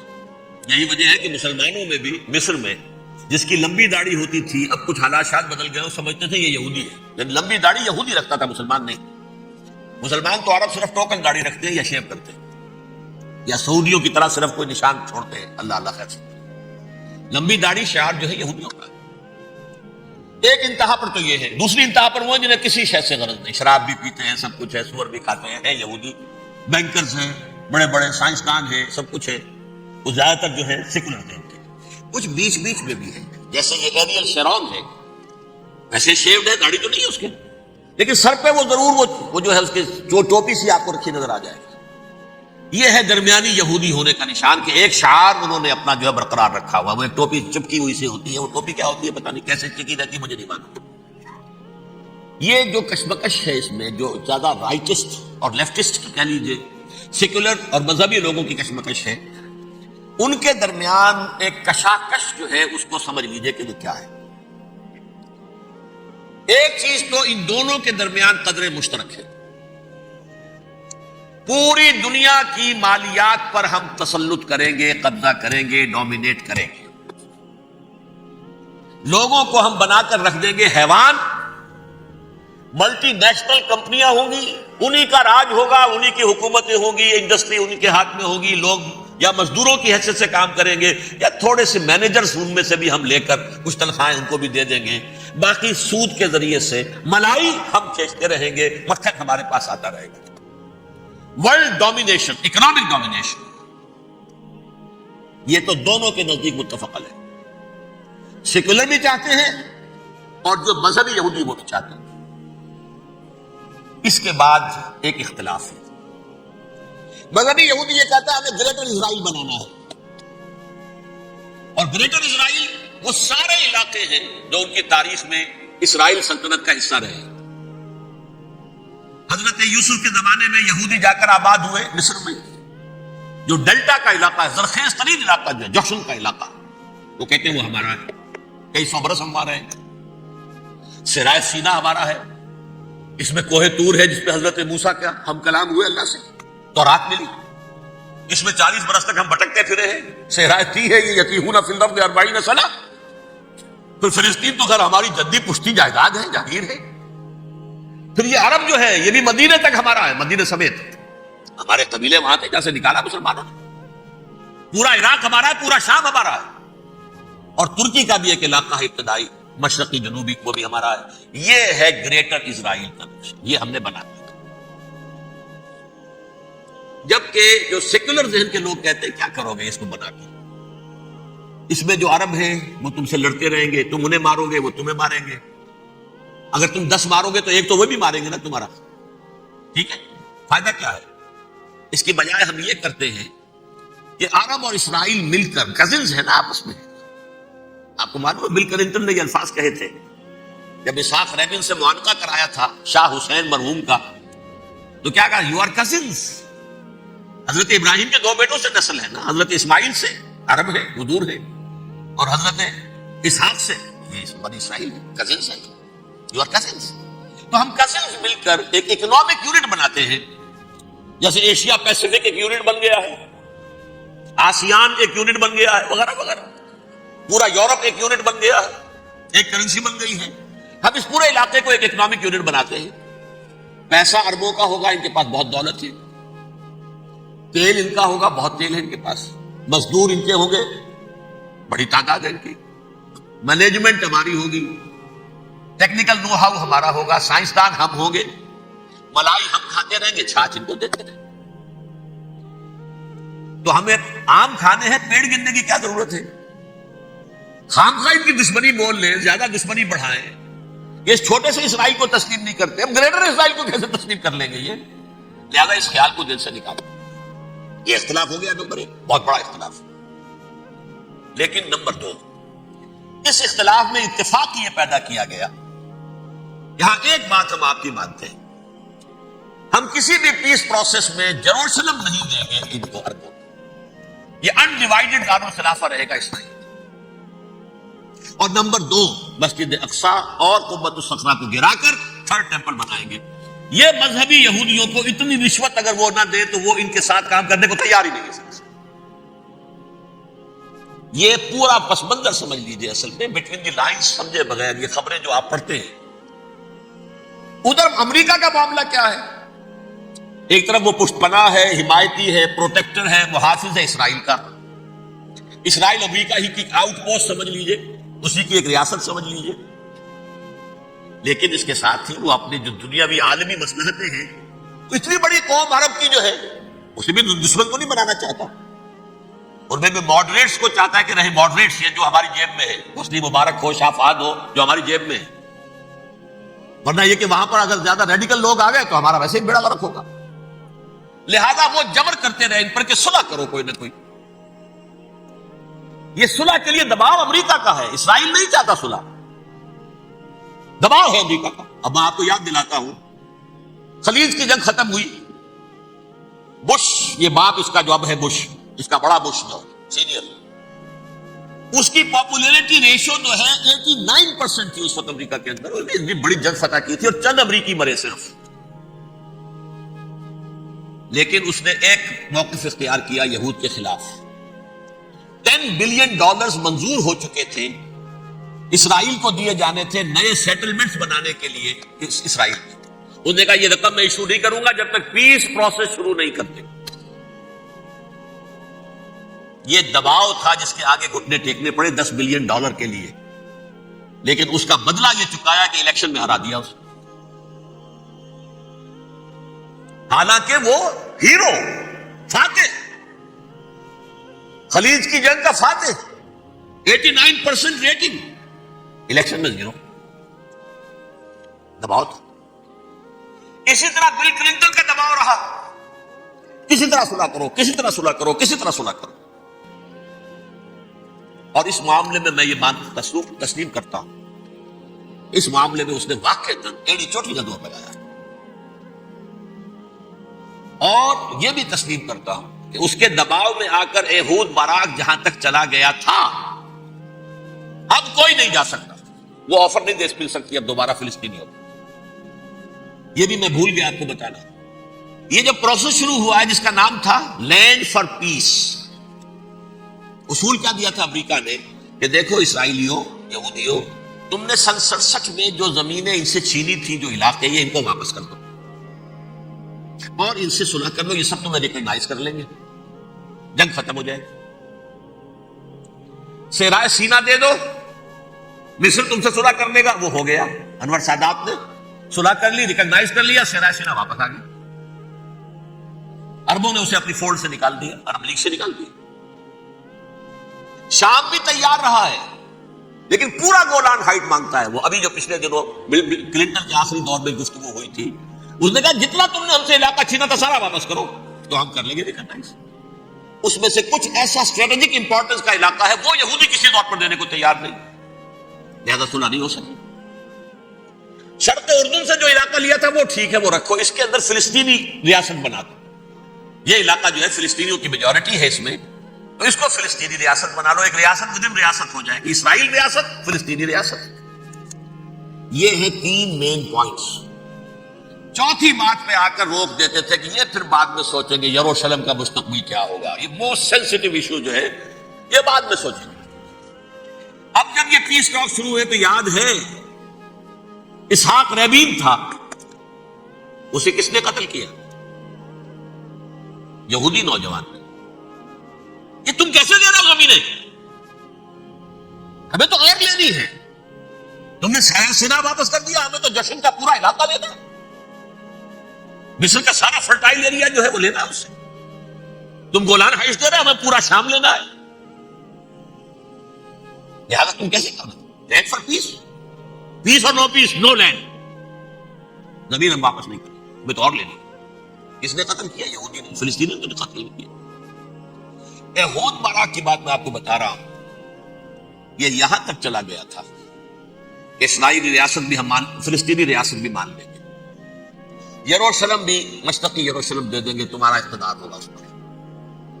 البتہ یہ جو احاطہ ہے جس میں جنوب میں مسجد اقصیٰ ہے اور ذرا شمال کی طرف ہے قبۃ الصخرہ، قبۃ الصخرہ آپ جانتے ہیں، جب بھی ٹیلی ویژن پر یروشلم سے کوئی خبر آ رہی ہوتی ہے تو پیچھے وہ بڑا سا مینار، وہ گنبد نظر آتا ہے سنہرا، یہ وہ جگہ ہے چٹان، ٹیمپل ماؤنٹ۔ یہ پہاڑی تھی پہلے، جیسے کوہ صفا کوہ مروہ کیا رہ گئی ہے، کبھی پہاڑیاں تھی یہ۔ کوہ صفا کے اوپر چڑھ کر حضور نے نعرہ لگایا تھا وا صباحا، اب کیا ہے وہ کوہ صفا بیچارہ، وہ تو ایک چھوٹی سی علامت ہے، کوئی پہاڑیاں سے دکھائی دیتی ہے، اس کے اوپر بھی گنبد ہے۔ اسی طرح ٹیمپل ماؤنٹ ہے وہ جہاں پر کہ ہیکل سلیمانی تھا، اور وہ گرا دیا تھا رومیوں نے، مسلمانوں نے تو نہیں گرایا، لیکن پھر حضور کو معراج وہاں سے ہوا تو عبد الملک بن مروان نے وہاں پر یہ بہت بڑا گنبد بنا دیا، یہ قبۃ الصخرہ ہے۔ وہ مسجد اقصیٰ نہیں ہے، مسجد اقصیٰ اس کے علاوہ ہے، وہ جنوبی علاقے میں ایک ریکٹینگولر احاطہ ہے بہت بڑا، جس کے جنوبی علاقے کے اندر مسجد اقصیٰ ہے، اور یہ اس کے شمالی حصے۔ احود باراک نے یہاں تک آفر کر دی تھی کہ مسجد اقصیٰ کو اپنے پاس رکھ لو، لیکن یہ ٹیمپل جو ہے، یہ ٹیمپل ماؤنٹ، یہ قبۃ الصخرہ، یہ ہماری کمٹمنٹ ہے مذہبی یہودیوں کے ساتھ کہ ہم یہاں پر جو ہے ٹیمپل بنائیں گے، تھرڈ ٹیمپل، ہیکل سلیمانی کی تیسری مرتبہ تعمیر یہاں ہوگی۔ لیکن ظاہر بات ہے فلسطینی کیسے مان لیں، مسلمان کیسے مان لیں؟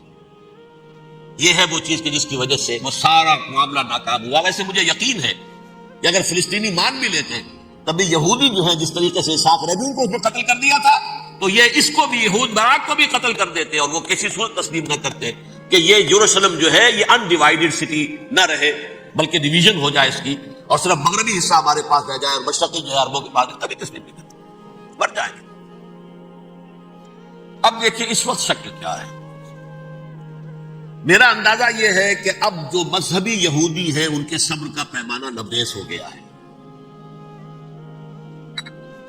اور اب ایک مڈوے آدمی اس وقت وہاں پر آ گیا ہے، ٹوپی والا، اگرچہ وہ پریکٹسنگ یہودی اس طرح کا نہیں ہے، داڑھی والا نہیں ہے، زلفوں والا نہیں ہے وہی کوٹ پینٹ والا، لیکن یہ کہ اوپر رکھتا ہے وہ ٹوپی، ایریل شرون، اور انتہائی سفاک، جس نے کہ فلسطینیوں کے 2 کیمپ ایسے اڑائے تھے جیسے کہ چیونٹیوں کا ہو لشکر اور ان کو پاؤں تلے رون دیا جائے، اس طریقے سے ختم کیا، بہت بڑا قاتل، مرڈرر، وہ وزیر اعظم، اور اب جو ہے ان کے صبر کا پیمانہ لبریز ہو گیا ہے۔ اب ان کا فیصلہ یہ ہے کہ انہیں 3 بڑے بڑے قدم اٹھانے۔ نمبر 1، فلسطینیوں کا خاتمہ، ایتھنک کلینزنگ۔ اگر یہ فلسطینی رہتے ہیں یہاں پر تو اگر 10 ہم ان کے ماریں گے تو 2-3 یہ ہمارے مار دیں گے۔ اسرائیلی کی جان تو بہت قیمتی ہے، یہ تو خیر 1000 بھی مر جائے تو کوئی بات نہیں، یہ تو کیڑے مکوڑے ہیں، جنٹائل ہیں، گوئمز ہیں، یہودی وہ مر گئے، لہذا ان کا ٹنٹا بکاؤ، اب ان کو ختم کرو۔ وہ اشتہار شاید آپ کے دلوں سے گزرا ہوگا جس میں نے یہ الفاظ لکھے کہ بوسنیا کی ایتھنک کلینزنگ جو ہے مانگ پڑ جائے گی، اور جو کچھ ایتھنک کلینزنگ ہوئی تھی 500 برس قبل ہسپانیہ میں، اس کا نقشہ آپ دیکھیں گے دنیا، اس وقت کیا ہوا تھا؟ عربوں کو، مسلمانوں کو یا جلا دو، قتل کر دو، یا جہازوں میں ان کو ڈمپ کر ہوئے اور لے جا کر شمالی افریقہ کے ساحل کے اوپر اتار دو، ڈمپ۔ ایک بچہ بھی نہیں رہنے دیا تھا ہسپانیہ میں۔ 1492 میں سقوط غرناطہ ہوا ہے، اور اس کے بعد 10 سال کے اندر اندر ایک ایک بچہ مسلمانوں کا ختم کرتا۔ یہ ہے فیصلہ ان کا، اب بہت بڑا قدم وہ اٹھانے پر مجبور۔ کب تک آپ رہیں گے؟ ہمارے لوگ مارتے ہیں، 16 نوجوان ہمارے مار دیے، لیکن آج گھر تھا اس میں ایک چلا گیا فلسطینی، بم اپنے جسم سے باندھ کر وہاں اڑا دیا، خود بھی اڑ گیا، 16 ان کے نوجوان اڑ گئے۔ لہذا یہ چیز ان کے لیے ناقابل برداشت تھی، ان کے صبر کا پیمانہ اب لبریز ہوگا۔ نمبر 2، انہیں بہرحال اب یہ کرنا ہے کہ مسجد اقصی کو گرائیں، قبۃ الصخرہ کو گرائیں اور ٹیمپل بنائیں۔ یہ انتفاضہ جو اب شروع ہوا 1 سال پہلے سے، یہ شیرون نے دورہ کیا تھا، مسجد اقصی میں گیا تھا، اور اس نے 3rd ٹیمپل کی تعمیر کے لیے ایک پتھر جو ہے بنیاد کا پتھر رکھنے کا ارادہ ظاہر کیا، جس پر فلسطینی نوجوان اٹھے، وہ اینٹیں لے کر اور روڑے لے کر، اور اس وقت سے یہ سلسلہ چل رہا ہے۔ کتنے مارے جا چکے ہیں فلسطینی، لیکن کچھ نہ کچھ یہودی بھی مرے، اسرائیلی بھی مرے، اور جیسا کہ میں نے عرض کیا اب ان کے صبر کا پیمانہ لمبے ہو، انف از انف۔ اب ہم اس معاملے کو ایک دفعہ جو ہے فائنلی ختم کر اور اب بنائیں گے۔ لہذا اب جو ہے کئی ٹن وزن کے وہ جو پتھر تیار ہو کر آگے رکھ دیے گئے ہیں کہ یہاں یہ بنیاد پڑنی ہے، اس کے اندر یہ پتھر لگے۔ بلکہ ایک لطیفہ بھی مجھے یاد آیا ہے، یہ کوئی 30 سال پرانی بات ہے، اس قبۃ الصخرہ کی مرمت ہوئی تھی، تو اس کے اوپر جو یہ سونے کی پتری چڑھی ہوئی ہے، یہ شاہ حسین اردن والے جو ہے، ظاہر بات تھا بھی انہی کے تسلط میں، یہ انہی کی تولیت میں تھا، سن 67 سے پہلے، اس زمانے کی بات میں کر رہا ہوں۔ تو انہوں نے پتہ نہیں 30 من تھا یا 30 ٹن تھا سونا جو ڈونیٹ کیا تھا اس کے اوپر یہ پتری چڑھانے کے لیے، جو بہت بڑا گنبد نظر آتا ہے پورے کے پورے ماحول کے اوپر چھایا ہوا۔ اس وقت یہودی اخباروں نے لکھا تھا بہت اچھا ہے، یہ سونا ہمارے کام آئے گا جب ہم اپنا ہیکل تعمیر کریں۔ کہاں جائے گا سونا؟ سونا یہی رہے گا نا، جب ہم گرائیں گے ہمیں وہ سونا مل جائے گا۔ اب وہ اس پر آ گئے، مزید دیر نہیں کر سکتے۔ تو آپ نوٹ کیجئے، number 1، ethnic cleansing of Palestinians in Israel. Number 2, demolition of the Aqsa Mosque and the Qubbat al-Sakhra. Number 3, امریکہ کو الٹیمیٹم، تم اب اپنے ٹانگ درمیان میں مت لڑاؤ،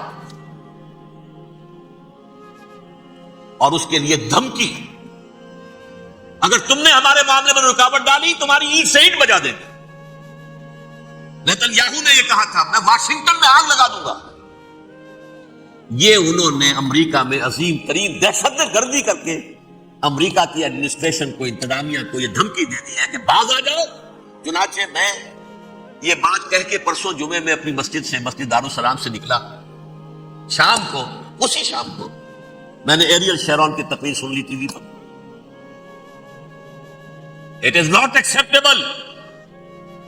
Don't appease the Arabs at our expense. We are not going to become Czechoslovakia. We have to depend on ourselves only and rely on ourselves only. کیا مطلب ہے اس کا؟ کس کو سنا رہا ہے؟ امریکہ بہادر، ہم تمہارے محتاج نہیں ہیں، ہم تمہارے ٹکڑے اڑا دیں گے، ٹکڑے کر دیں گے تمہارے، تم بیچ میں آؤ تو صحیح۔ اب اور دیکھ لو، ایک نشانی اب تمہیں دکھا دیں گے۔ مجھے 100% یقین ہے یہ پورا ہسٹوریکل پروسیس، اور جس جگہ یہ پہنچ گیا ہے، جس کریٹیکل پوائنٹ تک یہ پہنچ چکا ہے، یہ جو بھی حملہ ہوا ہے ورلڈ ٹریڈ سینٹر پر اور پینٹاگون پر، یہ اسرائیل کا کام ہے۔ اسرائیل سے کم تر کسی ادارے کے لیے ممکن ہی نہیں، اس لیے کہ اسرائیل کے ایجنٹ امریکہ کے پورے نظام کے اندر جو ہے گھسے ہوئے ہیں، موجود ہیں ہر جگہ موجود ہیں۔ جیسے سرطان کا پھوڑا ہوتا ہے پورے جسم میں، وہ اپنی جڑیں جما لیتا ہے، ایسا ہے پوری ایڈمنسٹریشن، پوری اکانومی، تمام ذرائع ابلاغ، پرنٹڈ میٹر ہو یا یہ کہ الیکٹرانک میڈیا، سب ان کے قبضے میں۔ ڈیفنس کا سارا معاملہ ان کے قبضے میں ہے۔ کوئی اور طاقت یہ کر ہی نہیں سکتی۔ امریکہ، اس کے سیکیورٹی کے معاملات تہ در تہ، دائرہ اندر دائرہ، اس دائرے تک 100 میل تک کوئی جہاز آ جائے گا اگر کہیں، جو کہ ان آئیڈینٹیفائی ہو تو یہ ہو جائے گا، تو اس سے آگے آگے تو یہ ہو جائے گا، اس سے آگے، اور وہ آ رہا ہے، چلا آ رہا ہے، پینٹاگون پر آ گیا ہے، اور 1 گھنٹے بعد آیا ہے۔ پہلی اسٹرائک جو ہوئی ہے ورلڈ ٹریڈ سینٹر، اس کے 1 گھنٹے کے بعد پینٹاگون پر آ گیا۔ پینٹاگون وہ تو یوں سمجھیے ان کی مملکت کا حساس ترین دفاع کا مرکز، اور اس کا ایک تہائی حصہ جلا کے راکھ کر دیا۔ انہوں نے یہ دھمکی دی ہے، لیکن اس سے ان کے پیش نظر مقاصد کیا تھے؟ 3۔ اس دہشت گردی کے 3 مقاصد۔ فوراً اس کا رخ موڑ دینا اسامہ اور اس کی القاعدہ کی طرف. امریکہ غصے میں لال بھبوکا ہو کر فوراً اقدام کرے، اور ایک طرف تو اسامہ اور ان کے ساتھ طالبان کا ٹنٹا مقابلہ، اور دوسری طرف چونکہ پاکستان الائی ہے اور پاکستان کے عوام جو ہے وہ طالبان کے ہمدرد ہیں، وہ اگر اٹھے تو ان کا بھی بڑا ایک تیر سے دو شکار تو ادھر ہو جائیں، جو مستقبل میں انہیں خطرہ ہے. 1967 کی جنگ کے بعد جبکہ انہوں نے فتح کا جشن منایا تھا یہودیوں نے، تو انہوں نے پیرس میں جو ایک جشن منایا ہے، وہاں بن گوریون کی تقریر یہ تھی: ہمیں کسی عرب ملک سے کوئی خطرہ نہیں، کوئی اندیشہ نہیں، ہمیں اندیشہ اگر ہے تو صرف پاکستان سے. یہ ہے وہ بات جو میں نے کہی تھی. نکتہ کیا ہے؟ یہ سائملٹینیسلی کیوں وجود میں آئے ہیں یہ دو ملک؟ مشیت ازلی میں پاکستان کا رول یہ ہے. حدیث میں آتا ہے ما انزل اللہ من دائن الا انزل له دواء، اللہ نے کوئی بیماری ایسی نہیں اتاری اس کا کہ توڑ اور دوا پیدا نہ کی. اسرائیل کا توڑ پہلے پیدا کی. جیسے بچے کی ولادت بعد میں ہوتی ہے، ماں کی چھاتیوں میں دودھ پہلے پیدا ہو جاتا. یہ اللہ کی فطرت ہے، اللہ کا طریقہ. خطرہ انہیں ہے تو ہم سے ہے. اگر کوئی خطر مجھ کو تو اس امت سے، اس کے خاکستر میں ہے اب تک شرارے ہاتھ. یہاں کے عوام، حکومت تو ٹھیک ہے ہماری جیب میں آ گئی، عوام کے اندر ہے، یہ بھڑک سکتی ہے چنگاری. یہی وجہ ہے بار بار ان کا کہ ہم زیادہ دباؤ نہیں ڈالنا چاہتے پاکستان پر. ہمارا بہت بڑا الائی ہے، ہم بہت پیسے بھی دے دیں گے، یہ بھی کر دیں گے، وہ بھی کر دیں گے، لیکن ہم زیادہ دباؤ نہیں ڈالنا چاہتے، ڈی اسٹیبلائز نہ ہو جائے، یہاں کے عوام کہیں کھڑے نہ ہو جائے. لہٰذا حملہ یہاں سے نہیں، وہ ازبکستان سے کرانے کی باتیں ہو رہی. اندر خانے پوری سپورٹ ہے، لیکن یہ کم سے کم ظاہر نہیں ہونے دیں گے کہ کیا کچھ ہو رہا ہے، تاکہ یہاں کے عوام کے اندر وہ چنگاری جو ہے اس بارود کے اندر پڑ گئی تو یہ سادہ ڈی اسٹیبلائز ہو جائے. لیکن ڈی اسٹیبلائز ہونے میں جہاں اس کا خطرہ ہے کہ پرویز مشرف کی حکومت ختم ہو جائے، وہاں اس کا بھی خطرہ ہے کہ پاکستان ختم ہو جائے. ڈی اسٹیبلائز ہونے کا مطلب کیا ہے؟ بھارت کو واک اوور دے سکتے، جاؤ اب گھس جاؤ، پولیس ایکشن کرو، یہاں اب امن نہیں رہا ہے، ہم امن قائم کرنے آ گئے، یا یونائٹڈ نیشنز کی فوج KFOR آ جائے یہاں پر امن قائم کرنے کے لیے، اور ہماری جو ایٹمی صلاحیت ہے وہ تو ویسے ہی برباد ہو. ایک چیز تو ان کے پیش نظر یہ تھی، اس میں تو اللہ تعالیٰ نے کچھ تھوڑی سی عافیت پیدا کر دی. ان کا خیال تھا کہ غصے میں آگ بھبوکا ہو کر امریکہ جو ہے بھوکے شیر کی طرح ٹوٹ پڑے گا بس. لیکن وہاں وہ اپنے باپ کی طرح کولیشن بنانے کی فکر ہو گئی اسے. کولیشن بنتے بنتے تو بس لگتا ہے بستی بسنا کھیل نہیں، بستے بستے بستی ہے. دل کا اجڑنا سہل صحیح، بسنا سہل نہیں ظالم، بستی بسنا کھیل نہیں، بستے بستے بستی. کولیشن بناتے بناتے نیٹو بھی پھدکنے لگا تھا کہ ہمارے پاس انہوں نے کچھ ثبوت دیے ہی نہیں ابھی تک. کوئی کسی نے کچھ اور کہا، سعودی عرب نے بھی کہہ دیا ہمارے اڈوں سے آپ جہاز اڑا کر حملہ نہیں کریں گے وغیرہ وغیرہ. اس چکر میں ایک تو وقت نکل گیا اور دوسرے فوراً ہی ان پر آیا ہو گیا یہ تو ہمارے ساتھ کیا ہی اسرائیل نے ہے.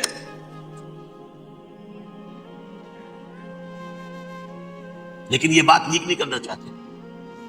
میں نے خود سنا اور بھی بہت لوگوں سے کہا کہ یہ باقاعدہ اسٹیٹ ڈپارٹمنٹ کی طرف سے ٹی وی پر، CNN پر، BBC پر یہ اعلان آیا کہ یہ جو انویسٹیگیشنز ہو رہی ہیں اس حادثے کی تحقیقات کی، اس کی معلومات لیک کیوں ہو رہی ہے؟ لیک نہیں ہونی چاہیے. کیوں؟ اسامہ کے خلاف اگر کوئی ثبوت ہے لیک ہو جائے 1000 مرتبہ، کس کو نقصان ہے؟ یہ کون سا تھا، کون سا لیکیج ہے جسے روکنا مقصود ہے؟ وہ تو ہمارا متمنا ہے، ہمارا بیٹا ہے، وہ کر رہا ہے. اس گھر کو آگ لگ گئی گھر کے چراغ سے. But they have given a message to the United States of America, ہمارے راستے میں اب مت نہ آنا، ہم پر دباؤ نہ ڈالو. Don't appease the Arabs at our expense. یہ الفاظ ہیں شیرون کے. ان کی خوشامد، ان کو خوش کرنا، ان کو پسند کرنا، ان کو راضی کرنا ہماری کاز پر. جیسے سلوواکیہ کے اوپر قبضہ جو ہے جرمنی کا ہٹلر کا تسلیم کر کے تم نے اس کو بڑھاوا دے دیا تھا اس وقت، ایسے ہی تم چاہتے ہو ہمیں بھی سلوواکیہ بنا دینا، ہم نہیں بنے. یہ ہے اصل میں صورتحال. جیسا کہ میں نے عرض کیا افغانستان پر اب یہ جیسے کھسیانی بلی ہوتی ہے کھمبا نوشتی، کریں گے تو صحیح حملہ. یہ جگہ اتنی تیاری پوری دنیا کے اندر کر کے کچھ نہ کچھ تو کریں گے، کچھ نہ کچھ تو کارکردگی دکھائیں گے. اصل میں وہ زور شور اب ان میں نہیں ہے افغانستان کے بارے میں، بلکہ تاریخ میں ایک مرتبہ پھر وہی بات ہو گئی ہے. کلما اوقدوا نارا للحرب اطفاها اللہ. اللہ تعالیٰ نے کم سے کم اس کی تندی کو کم کر دیا، اس آگ کی بھڑک اور تندی جو ہے انشاءاللہ کم ہو جائے۔ البتہ افغانستان میں کیا ہوگا یہ میں نہیں کہہ سکتا۔ ان ادری قریب بعید ما توعدون، جیسے کہ قرآن مجید میں حضور سے کہلوایا گیا، میں یہ نہیں جانتا جس چیز کا وعدہ تم سے کیا جا رہا ہے وہ قریب ہے یا دور ہے۔ وَإِنْ أَدْرِي لَعَلَّهُ فِتْنَةٌ لَكُمْ وَمَتَاعٌ إِلَىٰ حِينٍ، میں نہیں جانتا، ہو سکتا ہے ابھی اللہ تعالیٰ تمہیں کوئی مہلت دے اور کچھ وقت کے لیے تمہاری رسی دراز کر دے اور ابھی عذاب کو ٹال دے۔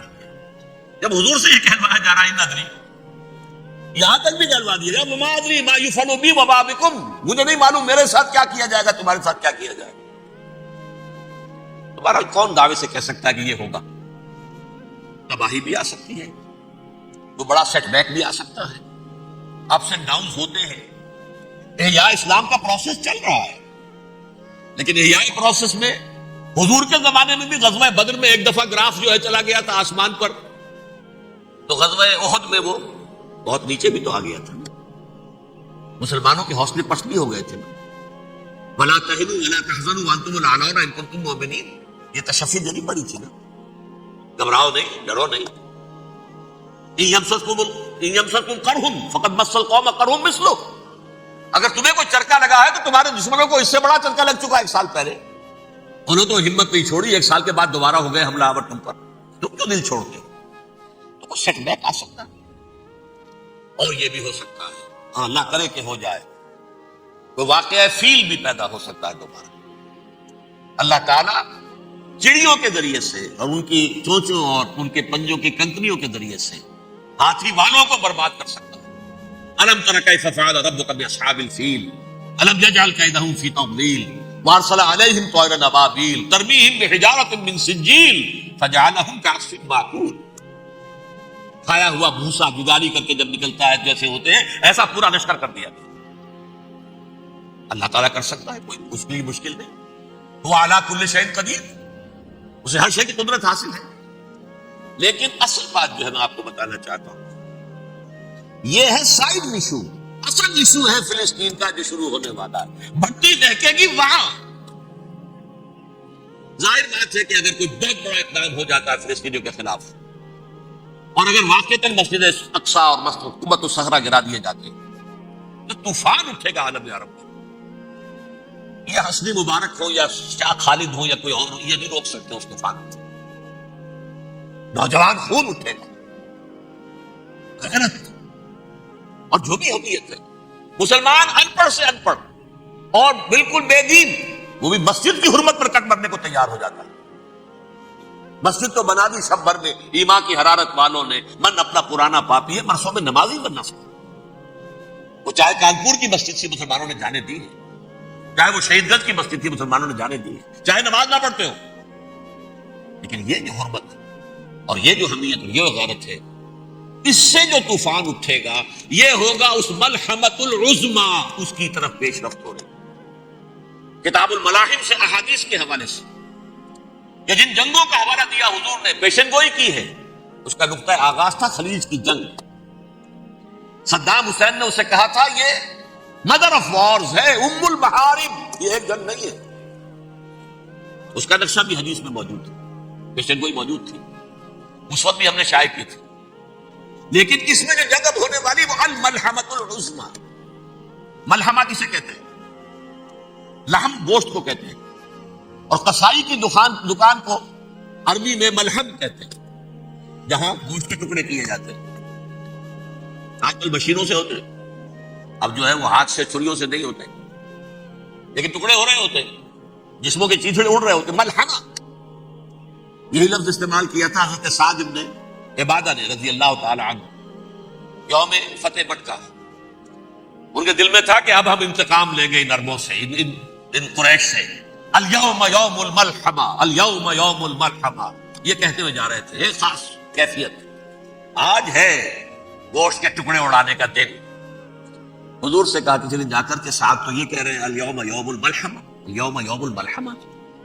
حضور نے فرمایا نہیں، ان سے کہو جا کر الیوم یوم المرحمہ، الیوم یوم المرحمہ، آج رحمت کا دن ہے، آج تو میں ان سب کو معاف کروں گا۔ لا تثریب علیکم اليوم، میں تم سے وہی بات کہہ رہا ہوں جو میرے بھائی یوسف نے کہی تھی اپنے بھائیوں سے، اذهبوا فانتم الطلقاء، جاؤ تم سب کے سب آزاد۔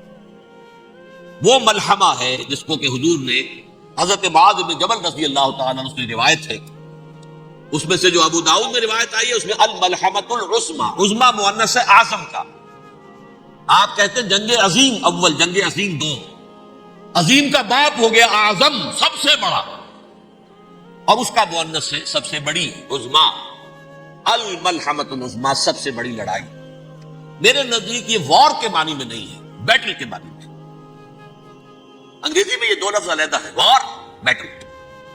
وار سالوں کو محیط ہوتی ہے، بیٹل کسی ایک خاص جگہ پر جو لڑائی ہوتی ہے اس کو کہتے ہیں۔ حضور کے اور قریش کے درمیان 6 سالہ وار تھی، جنگ تھی، لیکن battles, battle of Uhud, battle of Badr, یہ بیٹلز تھی، لڑائیاں تھی۔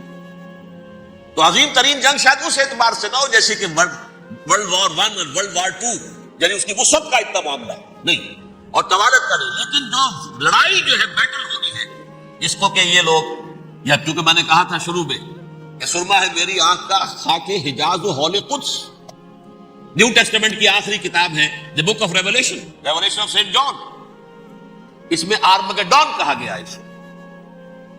ہر مجدون، یہ عبرانی لفظ ہے، ہر کہتے ہیں اونچی جگہ کو، سطح مرتفع، مجدون میگیڈو، میگیڈو ایک وادی ہے، مرتفع، وادی مرتفع، یہ ہے واقع لبنان، اسرائیل اور شام کے درمیان جو ٹکڑا، جو ٹرائنگل بنتی ہے، یہ ہے، یہاں پر بڑی جنگ لڑی جائے گی، اور یہ جنگ جنگ صلیب ہوگی جو کہا ہے بش نے، یہ جنگ صلیب۔